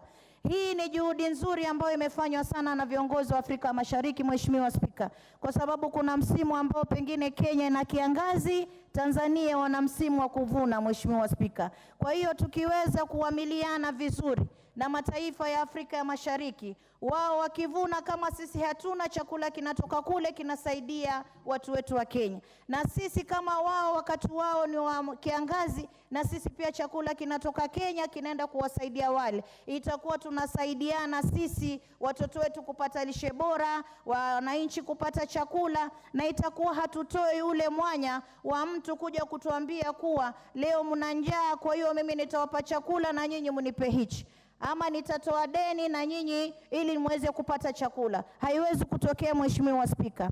Mheshimiwa Spika, tukiwa na taifa ambayo ina chakula na udongo uko sawa, Mheshimiwa Spika, mambo mengine yote yataenda sawa, kwa sababu wakati mwingi ule umaskini ndio unachangia Mwafrika anaonekana kama si chochote mbele ya dunia.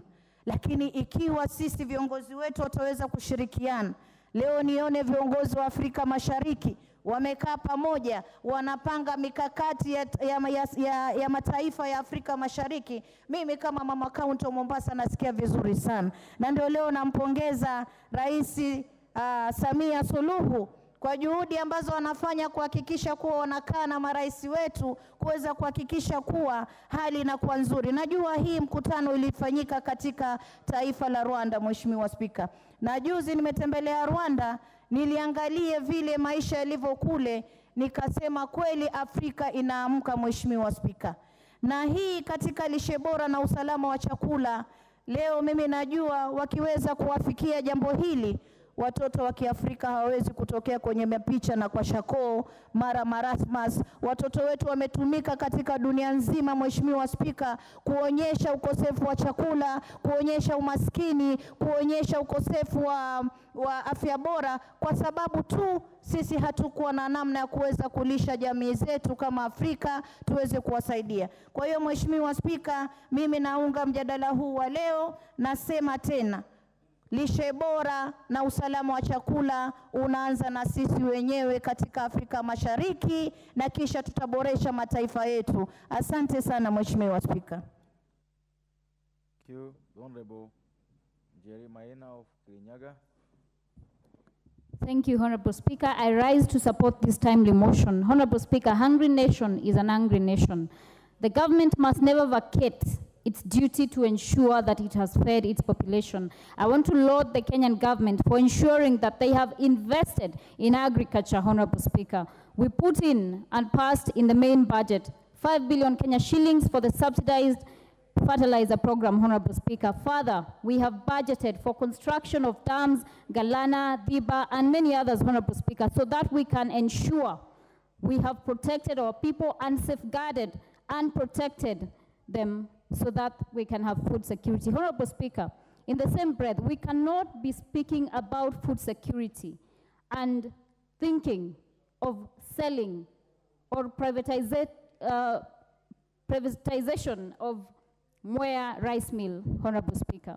Mwea Rice Mill is owned, 45% of it, by the farmers of Kirinyaga County in Mwea, Honorable Speaker. Honorable Speaker, it is very unfortunate, and the courts need to decide and give a clear picture and way forward on what public participation entails. Honorable Speaker, I want to make myself clear and say that they can sell anything else but not Mwea Rice Mill, Honorable Speaker, because members of parliament must be here on the floor to defend and represent the interest of the people who elected them, Honorable Speaker. And I cannot let them down in this day and time. And I want to promise the people of Mwea that I will continue pushing and aggravating for the issues on this floor, Honorable Speaker. Honorable Speaker, they have been requested to attend a public participation in Nyeri, Honorable Speaker. How do you ask the people of Mwea to go and record their grievances in Nyeri, Honorable Speaker, in regard to Mwea Rice Mills, Honorable Speaker? Why don't we make public participation easier for the Kenyan people and accessible to ensure that it is done at the point of instance, Honorable Speaker, so that our people can tell the government, Honorable Speaker, that they do not want the Mwea Rice Mill sold or given to any private entity, Honorable Speaker. It is the sweat of their grandfathers. It is the sweat of their grandparents, Honorable Speaker. They have a right to have a say, and I have a duty to ensure that I have communicated that on the floor so that we can ensure that our people are part and parcel of the decision-making of the government, Honorable Speaker. Thank you, Honorable Speaker. Thank you. The Honorable Danga of Matayos. Thank you, Honorable Speaker. Let me also add my voice on the motion on food security and nutrition as moved here by my good friend, Honorable Haji. I want to really state that food security must be prioritized for any nation. Dependence on food from other parts of the world outside our own region and our country should be something that we really should detest. Because the moment we continue relying on imports of food, then we lose our own nationality, we lose our own pride, we remain beggars, and those who give us food will always keep us in ransom. We don't retain the independence that we have as a country. So really, giving effect to the Maputo Declaration, which suggests and proposes that countries should come up with, and within their budgets, they should at least give 10% of their budgets to matters agriculture and food production, is very critical, and each one of us has to support this particular motion because of giving credit and also supporting the Maputo Declaration so that we have enough food. In this country, for instance, we still have stunted children when we move around. Stunted children meaning they are not getting the right diets, they are malnutrited, you know, they don't have enough quantities and qualities of food as required. This is something that we should really not be having in a country like Kenya. And therefore, our government needs to prioritize issues of food security, look at nutrition.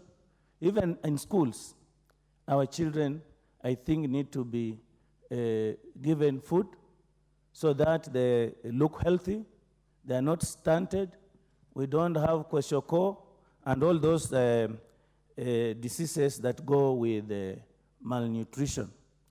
Mr. Speaker, sir, I also would like to suggest that our governments ensure that seeds are supplied to the farmers, fertilizer is supplied and subsidized and reach all parts of the country. We should have fertilizers and we should have seeds for planting. Now it's raining heavily and the planting season is coming ahead. Government must plan for this and ensure that we have enough seeds, we have subsidized fertilizers for our farmers to make sure that we have enough food. Recently, I attended a meeting in Kampala. That meeting was about the African grain trade. And it was noted that we don't have enough grains in East Africa, in Kenya also. And we are even importing these grains from even war-torn countries. The war in Ukraine and Russia, you can imagine that those countries still are exporting grains to us. When we have fertile soils, we have enough rainfall, Mheshimiwa Haji, what are we doing? And we have a strong workforce, which is idle in our youth. How do we put them to use? These are issues that we really need to address to ensure that we have food security and good, good nutrition for our children. Mr. Speaker, I support. Wakili Muriu. Mr. Speaker, I rise to support this motion on food security. Mr. Speaker, matters of food, that's why they're called basic. It is the foundation of Maslow, whereby it's food, shelter, and clothing, which becomes the bedrock of human dignity. And therefore, the conversation about food supersedes any other conversation, Mr. Speaker, especially where this country has become food insufficient. And therefore, Mr. Speaker, if this country cannot be able to come up with a green plan to ensure that we can eradicate malnutrition among our children, where people go hungry, or where we give food donation, then it means, Mr. Speaker, our policies are missing, and we need to readdress and recalibrate our policies, especially on food security. Mr. Speaker, you saw the other day when there was a bit of drought, our communities, even places like Central Kenya, You can hear cries of people where they're saying they want to be supported with food, and they want to congratulate the government because it came through at that very, very key moment. But again, that's giving people fish is not sufficient. What we need to do, Mr. Speaker, sir, is to come up with clear policies on, before we talk even about industrialization, putting up roads, we make sure that every sector, every area of this country is producing enough food for our people. Mr. Speaker, I want to commend the government in their policy in terms of cheap fertilizer, which they are going for 2,500. I also commend the government for the policy on making sure that all the colonial dams are being rehabilitated, so at least again we can be able to make sure that our people are able to grow their food, in particular because of the climate change. The rainfall is no longer dependable. And therefore, Mr. Speaker, that's why I'm supporting this motion. On the issue about the food, Mr. Speaker, we can talk about food production, but without addressing the question on whether our primary school and junior secondary school students are being fed, Mr. Speaker, we are missing the point. My quick reading on Article 57, 1A, it says clearly, every child of this country has a right to quality education. When I look at Section B of the same article of the Constitution, it says every child is entitled to quality nutrition. And therefore, Mr. Speaker, sir, the issue about food does not only talk about food for adults. We need to see how the motion which passed before this parliament, whereby we pass a motion that every child in junior secondary school, every child in primary school, as we provide them with learning materials, as we provide them with books, as we provide them with desks and good classes, matters of nutrition are constitutional. And therefore, as we plan to grow food for our people, as we plan to have a green plan to make sure that there's enough food, feeding our children at that level is very critical, because that's the only way, Mr. Speaker. Number one, we can breathe life to Article 57 and breathe life to Article 27 of the Constitution, but at the same time, make sure that a hungry child cannot learn, but a child which is well fed, our investment in education will bear fruit because they are well fed, they have good nutrition, they are healthy, and therefore we can be able to get the fruition of our investment. Thank you, Mr. Speaker. I support. Honorable Mulanya, Member of Parliament, Nambale. My friend, what's out of order? Honorable Member. Honorable Speaker, I rise on Standing Order 95, noting the mood of the House in support of this report. May the mover be allowed now to called upon to reply. But I wish you had come after me before giving Mulanya a chance, because I have the discretion not to go your direction. And now that I had given a honorable member, Mr. Mulanya, I would ask Mulanya to proceed.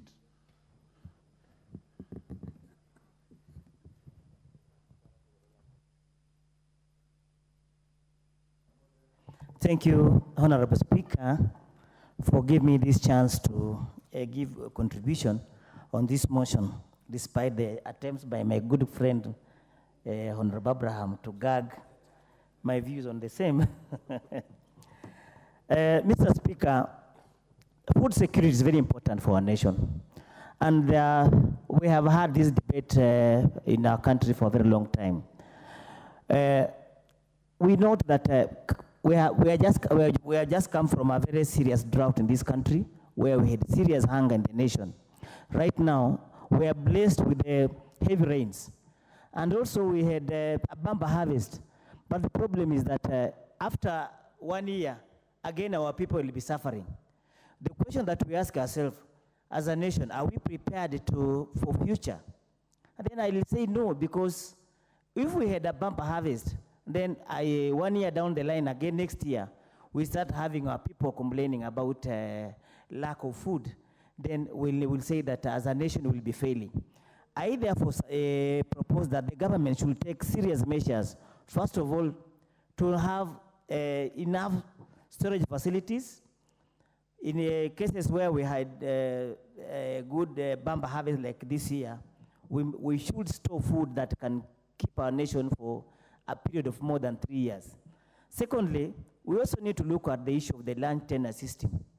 We talk of food security, but we know very well that we farm to in the land that is available. But as we continue to subdivide this land, we'll not have in future a place where we'll be able to now grow our crops.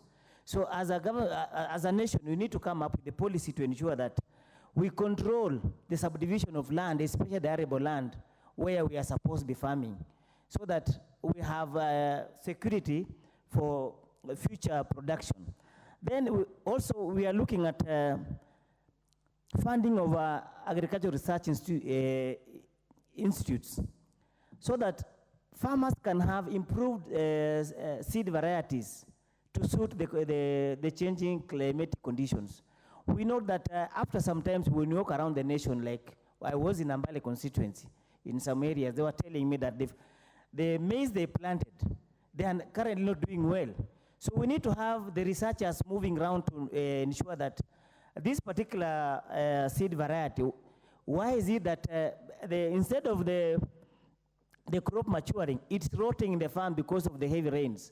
So we need to ensure that our research institutes are well funded so that they can give us proper seeds that can withstand the change in climatic conditions. Third, I also wish to encourage the government to ensure that the issue of storage of water, currently we're experiencing heavy rains in the country. We are seeing floods all over, but we will be shocked that 2 years down the line, we'll be importing rice from Egypt. And yet, we have areas in our country that can produce rice. Like in Ambale constituency, we have the Malanga Mukemo irrigation scheme that was surveyed by the National Irrigation Authority, but to date, they have no funds to execute this particular project. If we can have rice as an alternative to maize, we'll have that the season when our farmers can farm maize, then the short rains, they can also resort to rice, which will improve on the supply of the food within our people. I therefore rise to support this motion and say, request the government to put in place proper mechanism to ensure that we protect our people from hunger. Thank you, Mr. Speaker. Very well, honorable members. A member had risen for misplace on standing order number 95 that the mover be called upon to reply. But I did use also my discretion powers bestowed to me to allow Honorable Mulanya, who was already on his feet, to speak on this matter. So may I put the question, is it the mood in the House that the mover be asked to reply? Will as many as of that opinion say aye? Aye. Will those as of contrary opinion say nay? The ayes have it. The mover, you may proceed. Okay, thank you so much, Speaker. I give 1 minute to Honorable Umani and 1 minute to the lady from Kisii. Move, I hope there was urgency and that's why you are being called upon to reply. So, but just give to 2 and then proceed to reply. Okay, thank you so much. 2 minutes. Thank you, Mr. Speaker.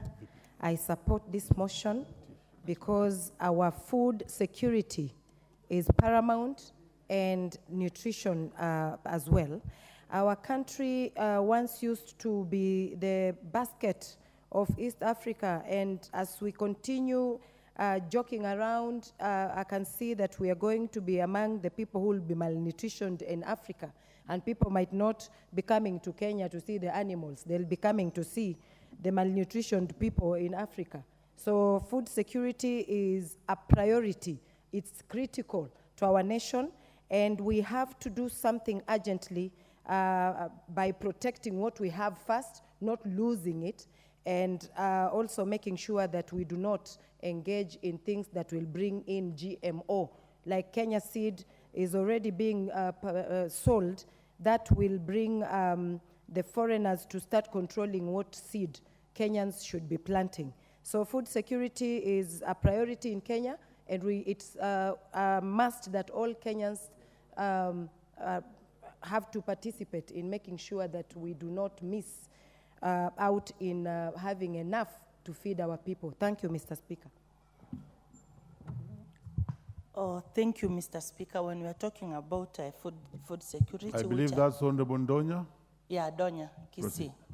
Why it has come timely, like now, Mr. Speaker, when there are these heavy rains, our infrastructure has rendered the farmers' produce not to get to the market. As we support and Parliament raises its eyes open, we also factor that part of infrastructure so that we don't have farmers' produce rotting at home. Another thing, Mr. Speaker, as I finalize, there are so many children who go to school because the feeding programs that happen at school. If we take good care and guard our food security, we will have more children going to school, because there are those who go to school because they've been attracted with the fact that they are given food at school. So I support the honorable member for bringing up this, and we hope what we've deliberated will be of good essence to our people. Thank you, Mr. Speaker. Mover. Honorable Speaker, sir, if it is okay with you, the chairman of the Agricultural Committee has asked for 1 minute, and I don't mind donating to him. Okay. No, we don't grant you that one. Proceed to move. Thank you very much. Proceed to reply.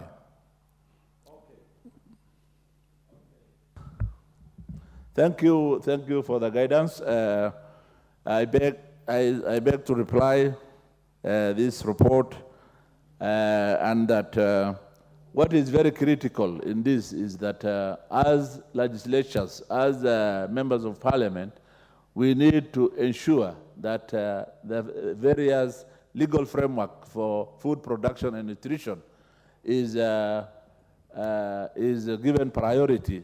And also we need to make sure that conventions, international conventions that we have signed, such as the Malabo Declaration, is adhered to.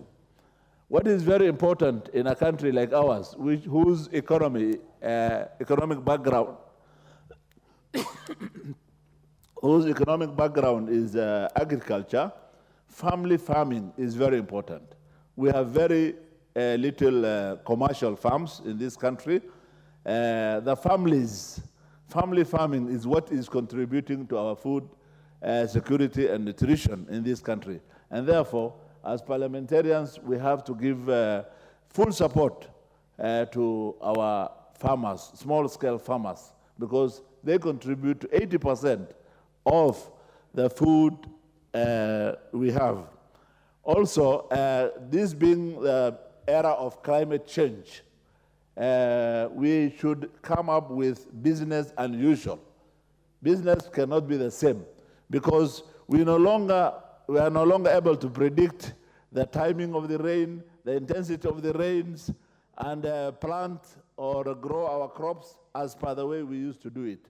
Now we have to rely heavily on forecasts from our meteorological department, which they did very well this year. They warned us early enough that there is El Nino, and therefore farmers had to stop a little bit to wait for a lot of the waters to pass through and pass it.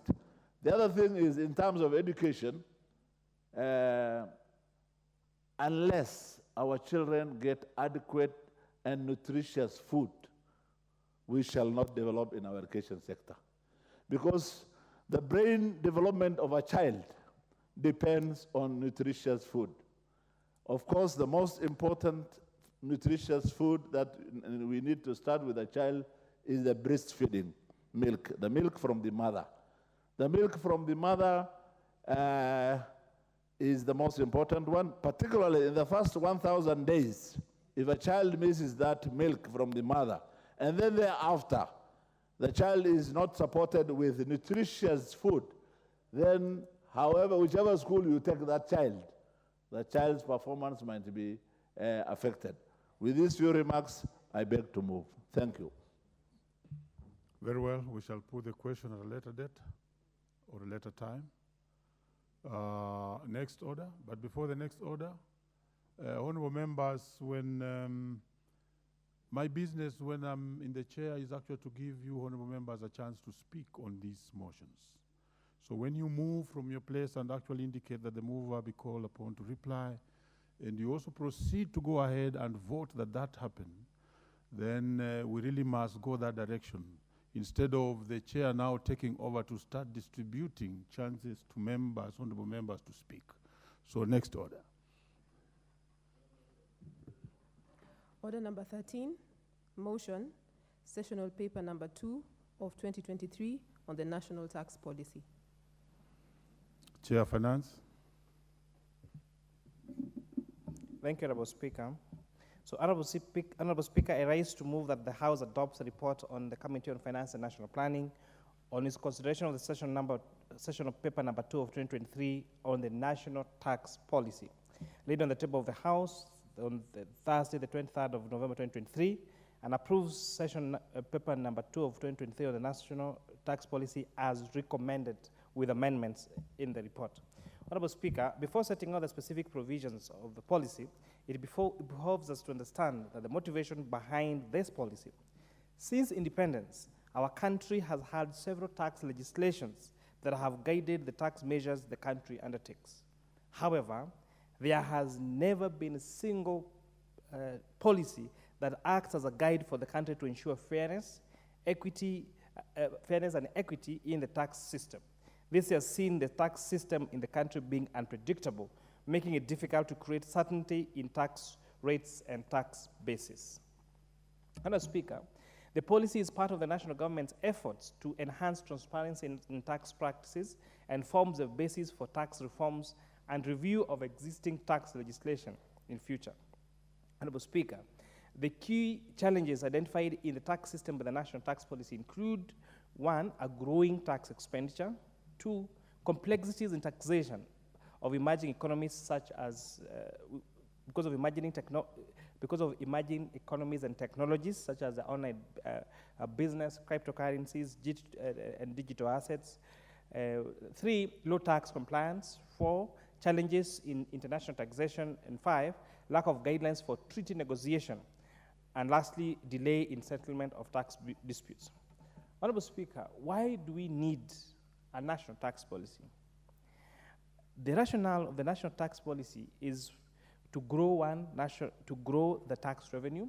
The tax reforms within the confines of the national tax policy will enhance domestic resource mobilization required to finance the government's development agenda and reduce the country's fiscal deficit. Honorable Speaker, I say you cannot claim to be independent or sovereign if you cannot finance your budget. As long as you're relying on other people's resources, then your independence and your sovereignty as a country is under threat. And 2, to provide legal framework for introducing tax incentives.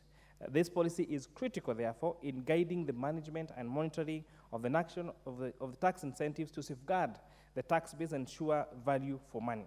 And 3, to provide guidance, ensure certainty, and establish coherence in light of any future amendments to national tax law.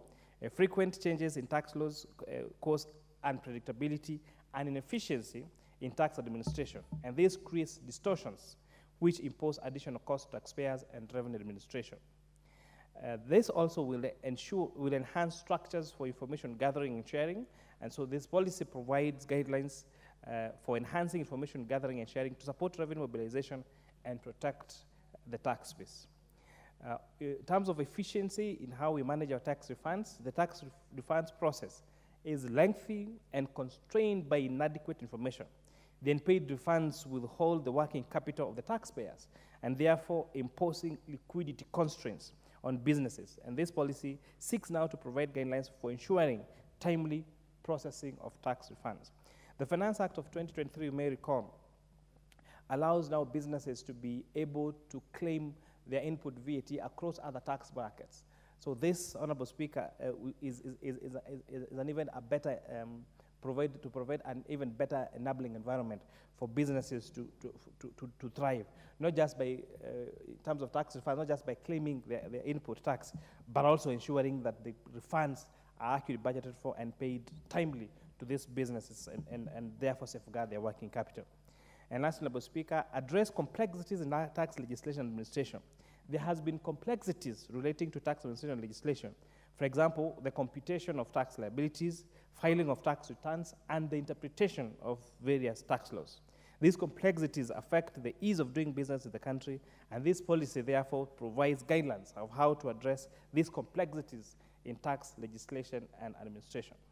Honorable Speaker, in accordance to Article 118 of the Constitution, the committee undertook public participation, and as a result, we received views from 22 stakeholders who gave their submissions, majorly who lauded the policy, noting that stability and predictability of taxes are key to supporting the growth of business and investments in the country. Honorable Speaker, to address the unpredictability of tax rates, the policy recommends a comprehensive review of taxes every 5 years. The guidelines and principles of tax policy will be vital in enhancing transparency in tax policies, addressing the challenges that have plagued the Kenyan tax system for a very long time. And this policy, therefore, will ensure that there is no frequent tax changes in tax laws and strengthen economic operations of a country. If you may recall, Honorable Speaker, around the month of April, that's when we received the finance bill, which takes around up to the up to that year of June for approval. So in the month of April, May, and June, on any particular year, the business environment is uncertain because there is no clear, it's not absolutely clear what decisions Parliament would adopt in terms of the tax proposals that are made around that time.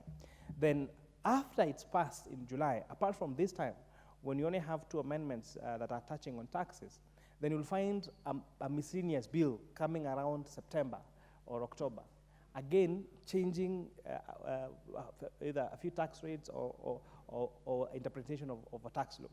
And then immediately after that, then we again now go to the next cycle. And remember again, even after the Finance Act is assented by the President on around the 1st of July, there is usually, Finance Act is always litigated in court. So there's another 2 months again of not knowing what the courts will decide. So around all this time, it sets a very bad precedence to the business, sends the wrong message, and therefore, many businesses are not able to have proper tax planning to know these are the areas to invest, this is how to make sure we are compliant. And again, even after now those decisions are made, then it also takes some time before the Kenya Revenue Authority updates their system towards now the new tax law. So this policy now is seeking to address that so that we have a predictable tax environment. That if you set up a business in Kenya, you are certain that your tax obligations for the next 1 year or for the next 2 years are not likely to fundamentally change, so that we ensure that we become marketable as a country as an investment destination of choice, and also in terms of ease of doing business. Honorable Speaker, the overall objective of this policy is to guide the progressive development and administration of Kenya's tax system. The specific objectives include: 1, to offer policy guidance on the collection, enforcement, and administration of taxes; 2, to provide the basis of review and development of tax laws; and 3, provide guidelines to stakeholders, including investors, on tax policy matters; 4, provide guiding principles for the Kenyan tax system; and 5, to provide a legal framework for granting tax incentives and concessions to various sectors of the economy. Honorable Speaker, what are some of the things that the committee recommended for amendment or revision? So the policy shall offer solutions to the ailing tax system by promoting equality in tax administration and providing policy guidelines that will guide the collection of taxes. For instance, Kenya has a huge untaxed informal sector that the government can tap into by having innovative ways of increasing our tax base. The policy will also act as a guide to any future tax laws to protect taxpayers, support economic development, and enhance the country's competitive edge, promote economic diversification, guarantee value for money and business, and establish tax incentives and exemption scheme that is aligned with Kenya's development agenda. Honorable Speaker, it is impossible, it is paramount to have a policy that protects the taxpayers so that to ensure that the rights and the freedom of the taxpayers is safeguarded. And this policy, Honorable Speaker, is meant to do that. The National Tax Policy of 2023 shall create predictability in tax laws, banalizing the challenges present in the current tax regime and setting objectives and guidelines to address them. The policy will be aligned with the medium-term revenue strategy with an aim of economic recovery and government's agenda on bottom-up economic transformation agenda better. Honorable Speaker, the policy guidelines aim to solve the present challenges affecting revenue collection by expanding the tax base, having the international best tax practices in tax administration, and developing a framework for granting incentives. The committee, Honorable Speaker, proposes the expansion of the scope of the hard-to-tax sectors to include the digital sector, which is a large sector that has remained untaxed. The three sectors are digital economy, informal, and agriculture. The policy shall provide more innovative ways to expand the tax base, and there is a need to provide alternative ways to tax the informal sector. For instance, possible use of withholding taxes, which require business to withhold taxes as a source, at source when making payments to what these sectors we are calling the hard tax sectors. The committee has proposed amendment to the national tax policy to provide for an efficient funding structure that ensures that the settlement of approved tax refunds is tax refunds are actually refunded and actually paid within 6 months. Currently, there is no model for tax refunds, which has created challenges for businesses, where funds are withheld for long periods, reducing their working capital. An efficient structure ensures that the refunds are made within a short period and taxpayers can plan ahead. And what is interesting, Honorable Speaker, until we did this amendment on the Finance Act, if you owed KRA money, if KRA owed you money, for example, on input VAT, and you still were meant to pay other taxes like PAE and corporate tax, and you applied for a refund, and they don't pay you, they don't refund to you, but the amount of money they're supposed to pay them would accrue interest and penalties. And yet, they actually owe you money. That's why now that amendment was critical to ensure that now you can net off your liabilities on other taxes. But you may find yourself where you for example, have stopped doing business. So KRA owes you money, input VAT, but you're not likely to, maybe you stop that business or move to something else, and therefore you're not likely to be in a situation where you'll be able to offset that tax against any other tax. So this now provides a guideline that there must be, Treasury must allocate funds for approved tax refunds so that those tax refunds are actually made within 6 months after the approval. The committee has proposed to amend the policy to ensure that tax expenditures estimates are explicitly provided in the annual budget estimates presented before the National Assembly during the budgeting cycle to improve budget transparency, and that the policy obligates the National Treasury to publicize reports on these annual tax expenditures. Honorable Speaker, further, the policy will set out a progressive tax band structure that ensures that the marginal rate is not higher than the corporate income tax rate. Currently, the marginal rate of 35% is 5% higher than the corporate income tax of 30%.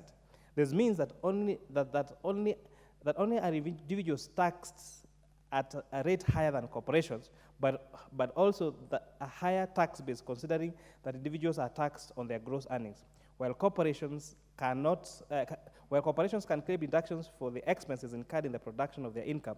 Individuals are not allowed to claim deductions.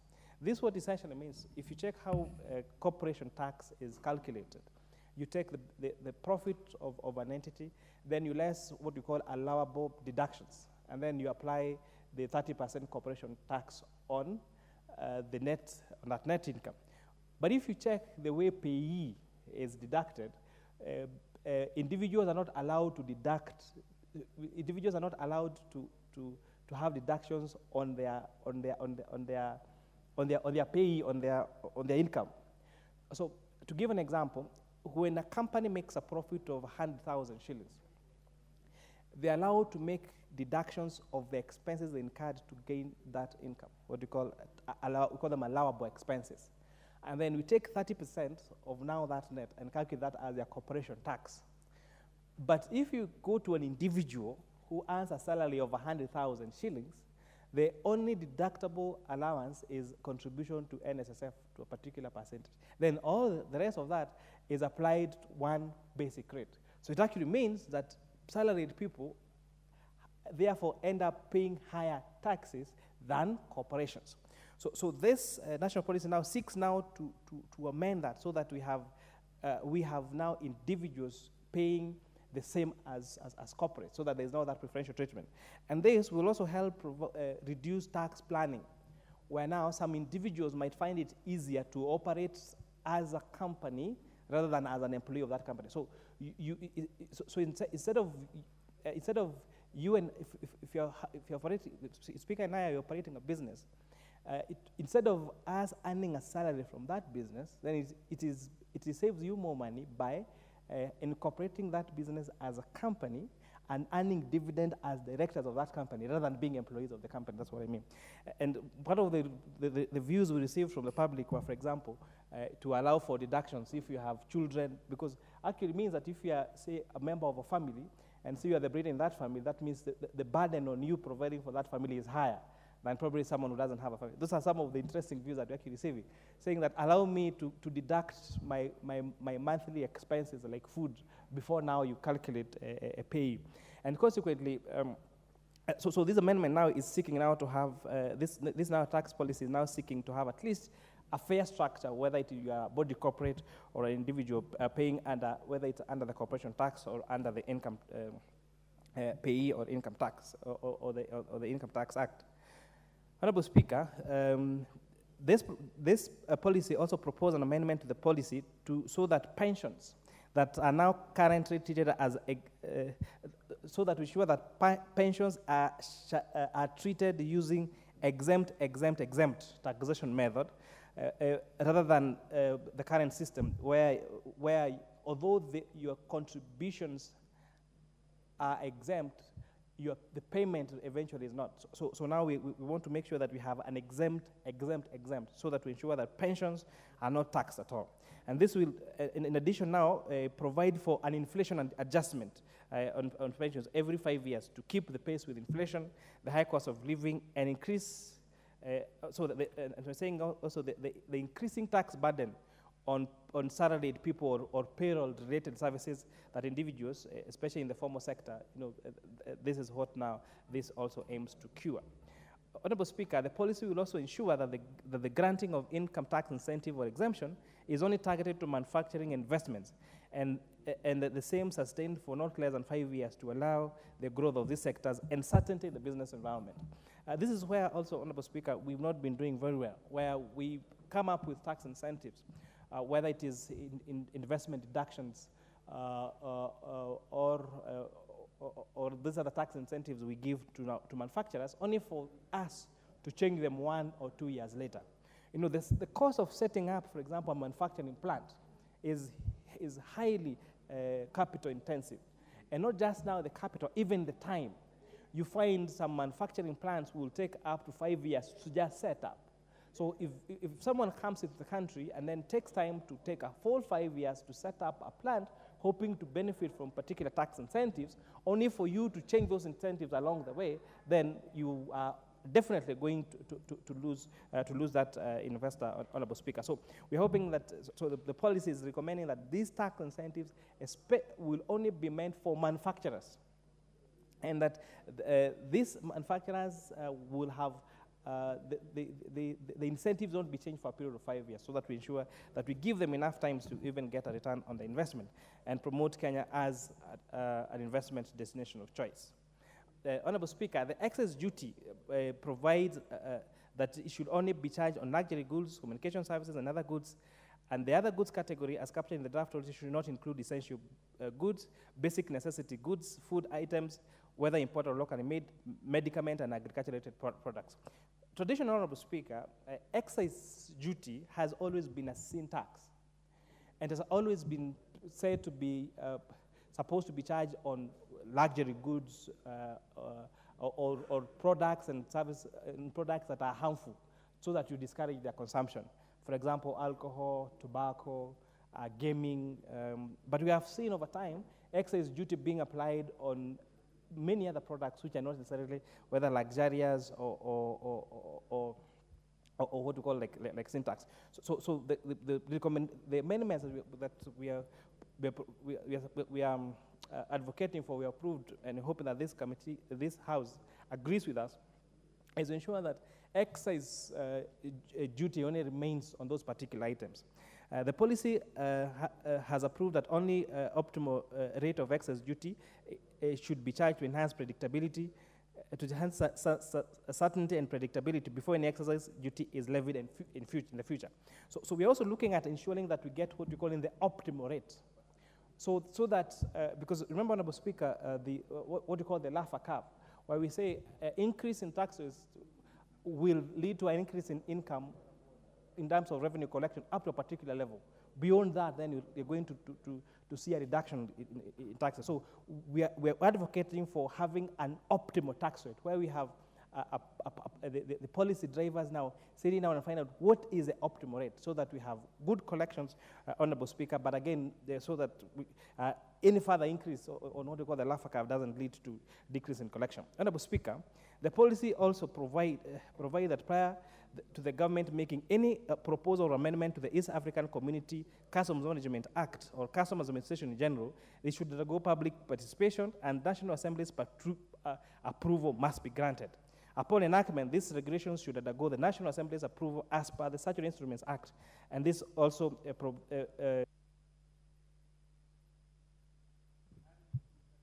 2 minutes. This will also apply to double tax agreements. So, Honorable Speaker, the debate we even had yesterday on KRA and the airports is a result of that East African Customs Management Act. Our Constitution talks about there cannot be taxation without representation. But you find now this Council of Ministers recommend particular taxes through the East African Communities Management Act that not come to National Assembly for approval. So we are providing that in this policy, before the ministers make those proposals to East African community, and after they make them, they must come to this National Assembly for approval, so that we make sure that we are in adherence with the Constitution and the policy of no taxation without representation as enshrined in our Constitution.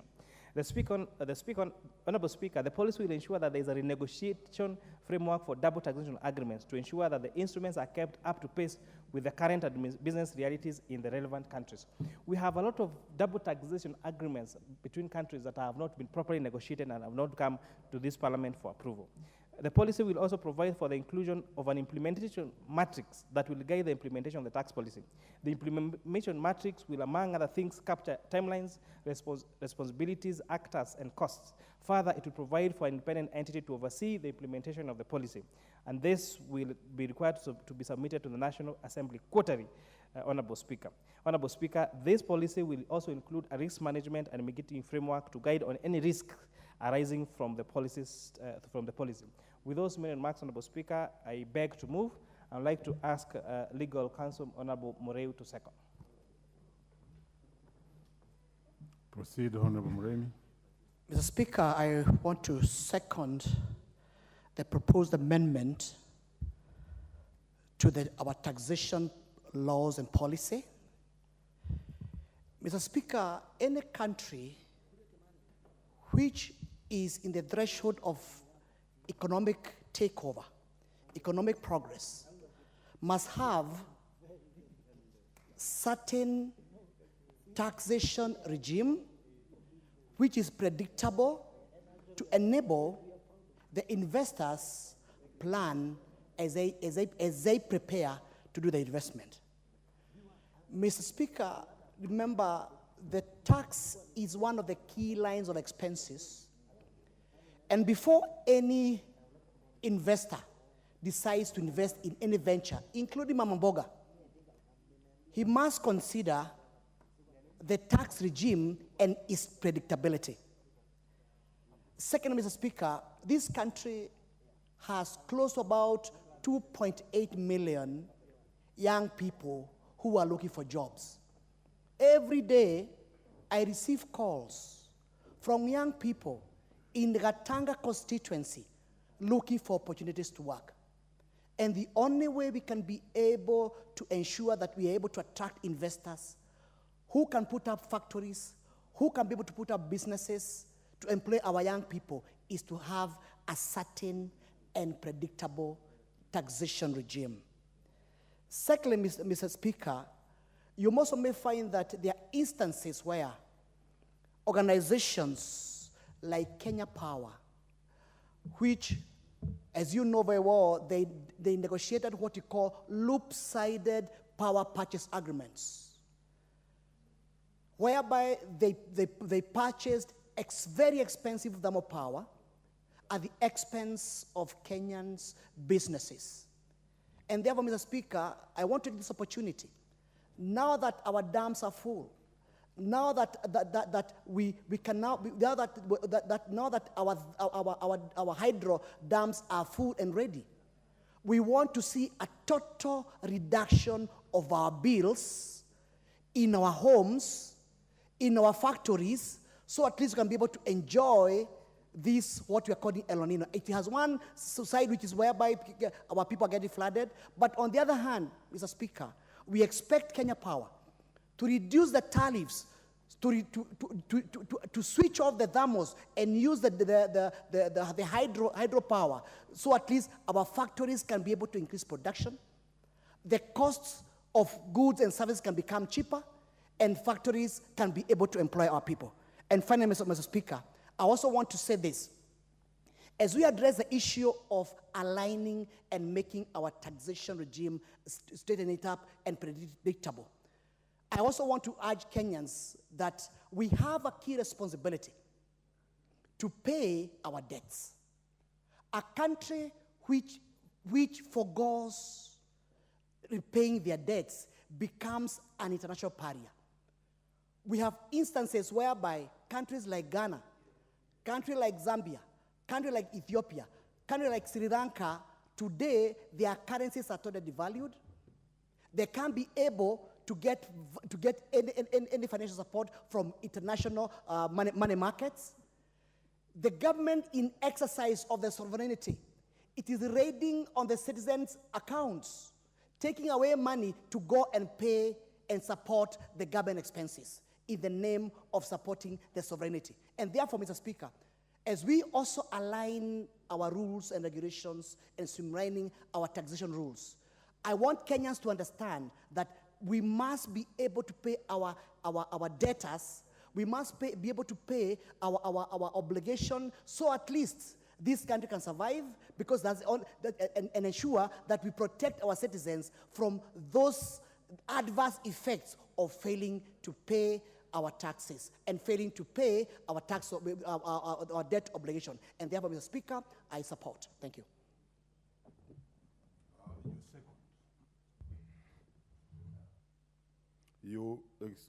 Honorable Mreo, you are seconding. So you please go on record. Sorry, Mr. Speaker. Yes, I was seconding the proposed amendments in the. I second, Mr. Speaker.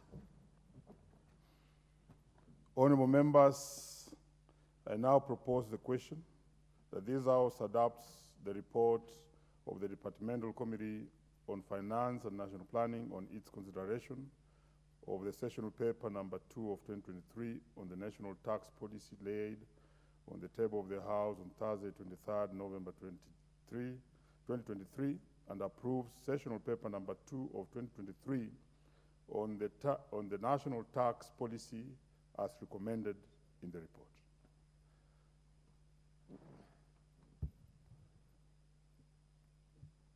So who takes the first bite? I see Honorable John Mutunga. Thank you, Honorable Speaker. Honorable Speaker, I wish to commend the committee on finance for coming up with this sessional paper, which is a policy guideline paper for taxation in this country. Honorable Speaker, the mover and the seconder have articulated very well that unless we have predictability in the tax regimes, we dissuade a country to do a lot of business, a country to have attraction. Attraction for investment in a country is dependent on the cost of investment in that particular country. And Honorable Speaker, lack of predictable tax environment is really dissuading in terms of people, deciding to put their money. Investments will not come for a few days, it won't come for a few years, it's for a long term. And since it is long term, there is need for predictability. So this policy paper is key in terms of ensuring that anyone who is interested in doing business in Kenya knows exactly what kind of tax environment they are going to find this country having, or what will be the prevailing tax environment. Honourable Speaker, incidental tax changes cause a lot of discontent among citizens. It also can erroneously dissuade investment, and I want to be very clear on this. Honourable Speaker, whenever we have a budget in this country, and whenever we are trying to fund a budget, we look at the various ways in which we can get money. And our government can get money in a variety of ways. One of them is international trade. The other one is the changes in the currency. For instance, the valuation or devaluation of our currency. There are many other ways. And the key among them is taxation. And this country has majored a lot on taxation as a source of income. Being a source of income, my friends in the opposition, Honourable Speaker, use this taxation measure to basically fight the government unfairly. If you listen to them talking sometimes, you hear them saying that Kenya is the most taxed country in the world. And Honourable Speaker, they speak out of no empirical evidence. And we cannot have empirical evidence unless we are able to refer. There is no material they can refer to. So these are statements made by individuals based on their own understanding of a situation that is not documented. Having a sessional paper or having a policy document that prescribes the tax regime over time is key to basically enable us also make references. It is key to also enable us not to allow polarization of the citizenry in terms of telling the Kenyans that they are most taxed country in the world. I do not think there is any evidence such statements that, that back up such statements. Honourable Speaker, there is need for prospective investors to know there will be a spirit of fairness in handling their business over time because they will invest for 10 years, 15 years, 20 years. They need to know that there is a stable base upon which they will be required to make payments to our government for the services and even for the business operating environment. And that is why taxation policy is important. It is also possible for us to make comparisons with other countries. We cannot compare without having a base and document, a benchmark. This particular policy statement brings in that benchmark, which is key for us to be able to compare Kenya with Uganda, Kenya with Rwanda, Kenya with Indonesia, and other countries. And therefore, in our packaging for investment from other countries, the foreign direct investment, then we shall be able to talk clearly on having a reliable tax regime. Honourable Speaker, people may not understand the incentives unless they are clearly outlined in a policy document. People may not understand the waivers. People may not understand the process of even claiming for the VAT that they probably will pay. Some do not even know that there is payment, there is claim for some of these payments. And Honourable Speaker, that is why this policy document is very, very important. To finalize, Honourable Speaker, to wind off, let me just say that we need such a document so that people can be able to correctly refer. I have been in a situation where a member of parliament misquoted Kenya Power and Lighting and said that there are some people who are charged more than others. There are regions who are charged more than others. Honourable Speaker, I went through an experimentation of paying for two differently located places using the payment system that basically. The Honourable Timothy Toroitich is in the House. Yes. Thank you, Honourable Speaker, for giving me an opportunity to contribute on this very important motion. Honourable Speaker, I rise to support this sessional paper number 2 on the national tax policy. Honourable Speaker, I'm quite surprised that we have not had a national tax policy in this country. I'm surprised that this is the first national tax policy, and that is why there have been problems in this country in respect to taxation. Honourable Speaker, it is true that the economy of this country, or the budget of this country, is financed majorly through taxation. And Honorable Speaker, it is time that we have a tax policy that is transparent, that is inclusive, that is credible, and that is predictable.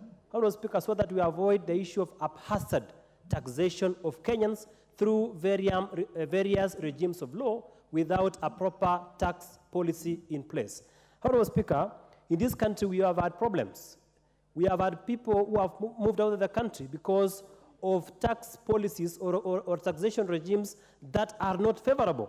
Honorable Speaker, we have a sad case in place. In Eldoret, we have Medill Hospital. The proprietor of Medill Hospital is almost closing shop.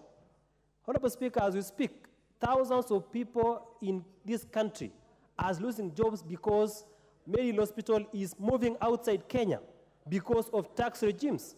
They are moving to Uganda, to Tanzania. So I call upon even the chair of the committee, as we look at the national tax policy, let us do a comparative analysis, a comparative study, so that we know the kind of tax that we impose in Kenya must be equivalent or even lower to what other countries enforce or impose, so that we can be able to invite or we have investors coming to Kenya and not moving out of Kenya. Number two, Honorable Speaker, I'm impressed that this policy will able to handle the matters to do with double taxation or to handle trans-county taxation.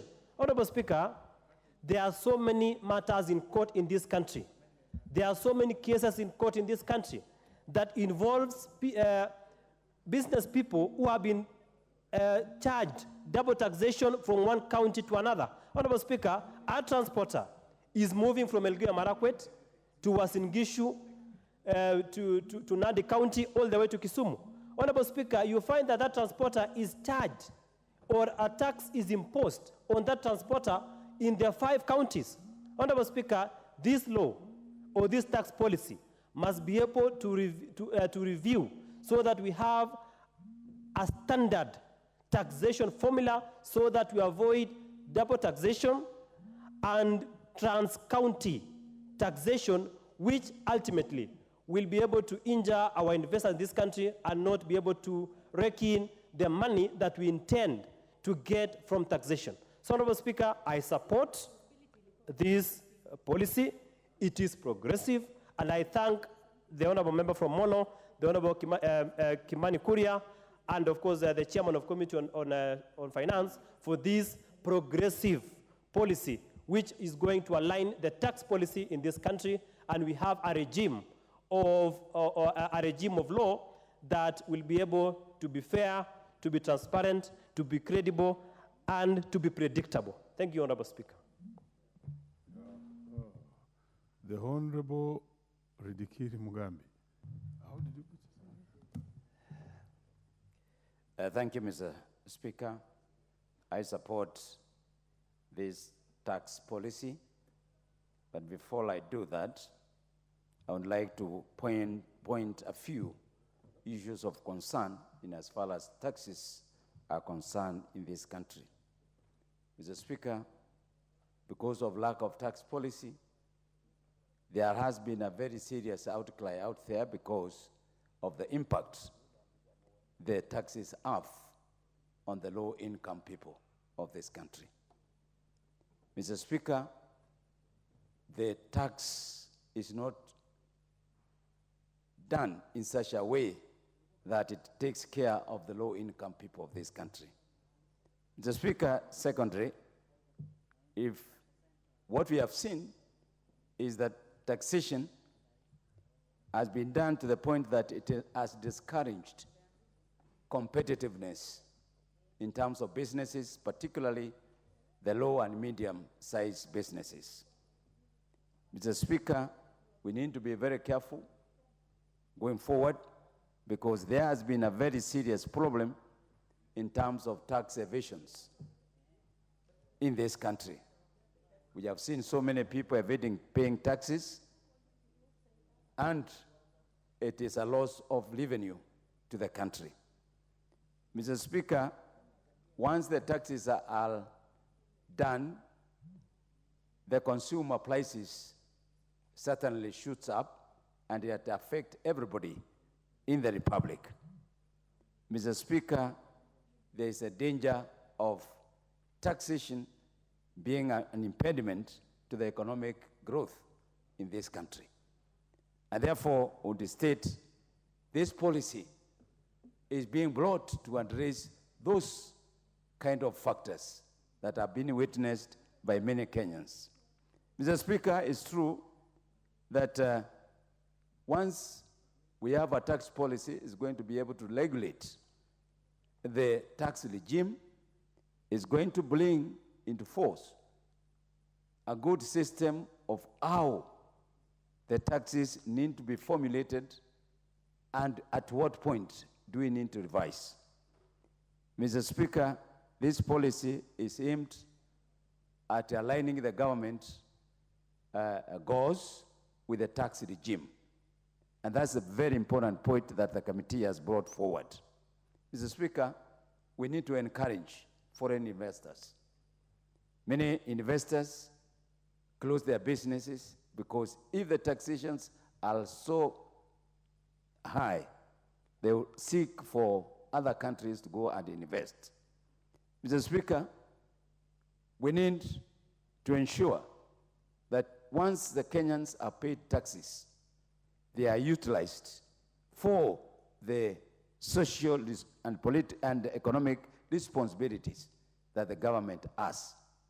This policy is going to align, therefore, our economic stability, our social funding, our investor confidence, at the same time, focusing on generation of revenue. I therefore, Mr. Speaker, feel that this policy is coming at the right time, and I think much of the problem that we are experiencing and hearing Kenyans cry is because we never had a policy. So I think going forward, we will see a lot of reviews of policies. We see a lot of adjustment in terms of policies. We will see the government addressing the tax matters, putting the correct legislation, and therefore, we will not have issues to do with the complaints that we are hearing. What I would say is that we must pay taxes. There is no country in the world that does not pay taxes. We must pay taxes because we need service delivery. But taxes cannot only be the only source of revenue. We need to also look at other avenues on how we can make money, increase our investment so that we can have more income, which can be go forward to being ejected, to revenue to be ejected into the economy. I support. Very well, I see a lot of interest on this. I can see a number of interests, including great minds on economics and finance, but the last bite will go to Honorable John Kawanjiku, and the rest of the members will have a bite on this next time. Proceed. Thank you, Honorable Speaker, for giving me this opportunity to contribute to this important bill.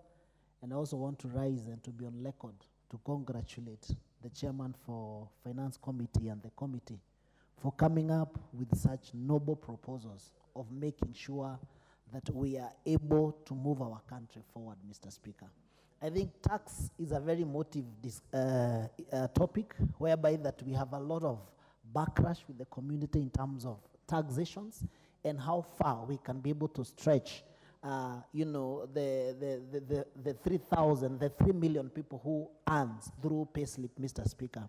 And I think it is very important for this tax policy to be brought on board so that we can try as much as we can to increase our tax bracket so that we don't continue stretching further and continue overburdening the only people, 3 million young people or 3 million Kenyans who are paying taxes, Mr. Speaker. And therefore coming with these proposals, making sure that we are able now to target further, target the informal sectors, target the agriculture sector, target the MSMEs, and come up with methodology of making sure that each and everybody who belongs to this country is able to pay taxes, Mr. Speaker. Because there is no any other way of growing our economy, of bringing up development. There is no any other place that the government earns money or get revenue apart from taxes, Mr. Speaker. But we must also say that there must be a deliberate move to make sure that these policies and not overburdening the only people who are paying taxes, Mr. Speaker. We must also be able to broaden our nets and make sure that the informal sectors, whereby there is no formal way of making sure that we correct this revenue.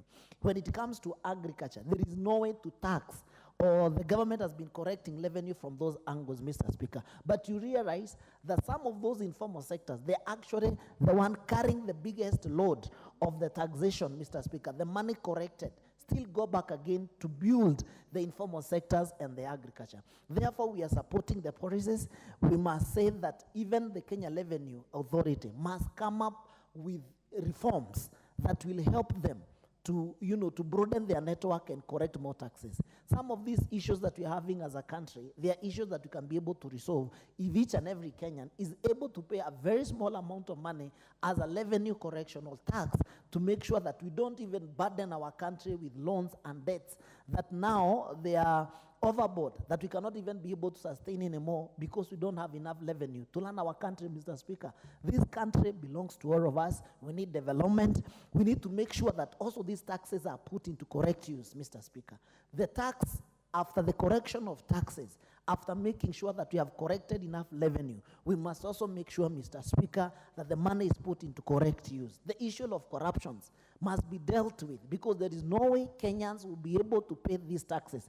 And then the taxes end up in a few people's pocket, Mr. Speaker. We must bring up, support the revenue correction, but at the same time, we must make sure prudent use of these taxes, Mr. Speaker. When it comes to government projects, when it comes to civil servants, we must make sure that there are check and balances, that every coin corrected must be put into correct use, Mr. Speaker, and even enhancing mechanisms of fighting corruptions, of fighting the EACC, of making sure that, the procurement process and all that, so that once the taxes have been corrected, we will make sure that there is prudent use of those resources, Mr. Speaker. Therefore, we support this tax policy, and it is high time that we review our tax policy, and we support the committee and the chair to make sure that they come up with a better terms and methodologies of making sure that we correct taxes. We support, Mr. Speaker. Thank you. We may be on our feet. Honorable members, on the time being 1:02 p.m., this House stands adjourned until today, Thursday, 30th November 2023 at 2:30 p.m.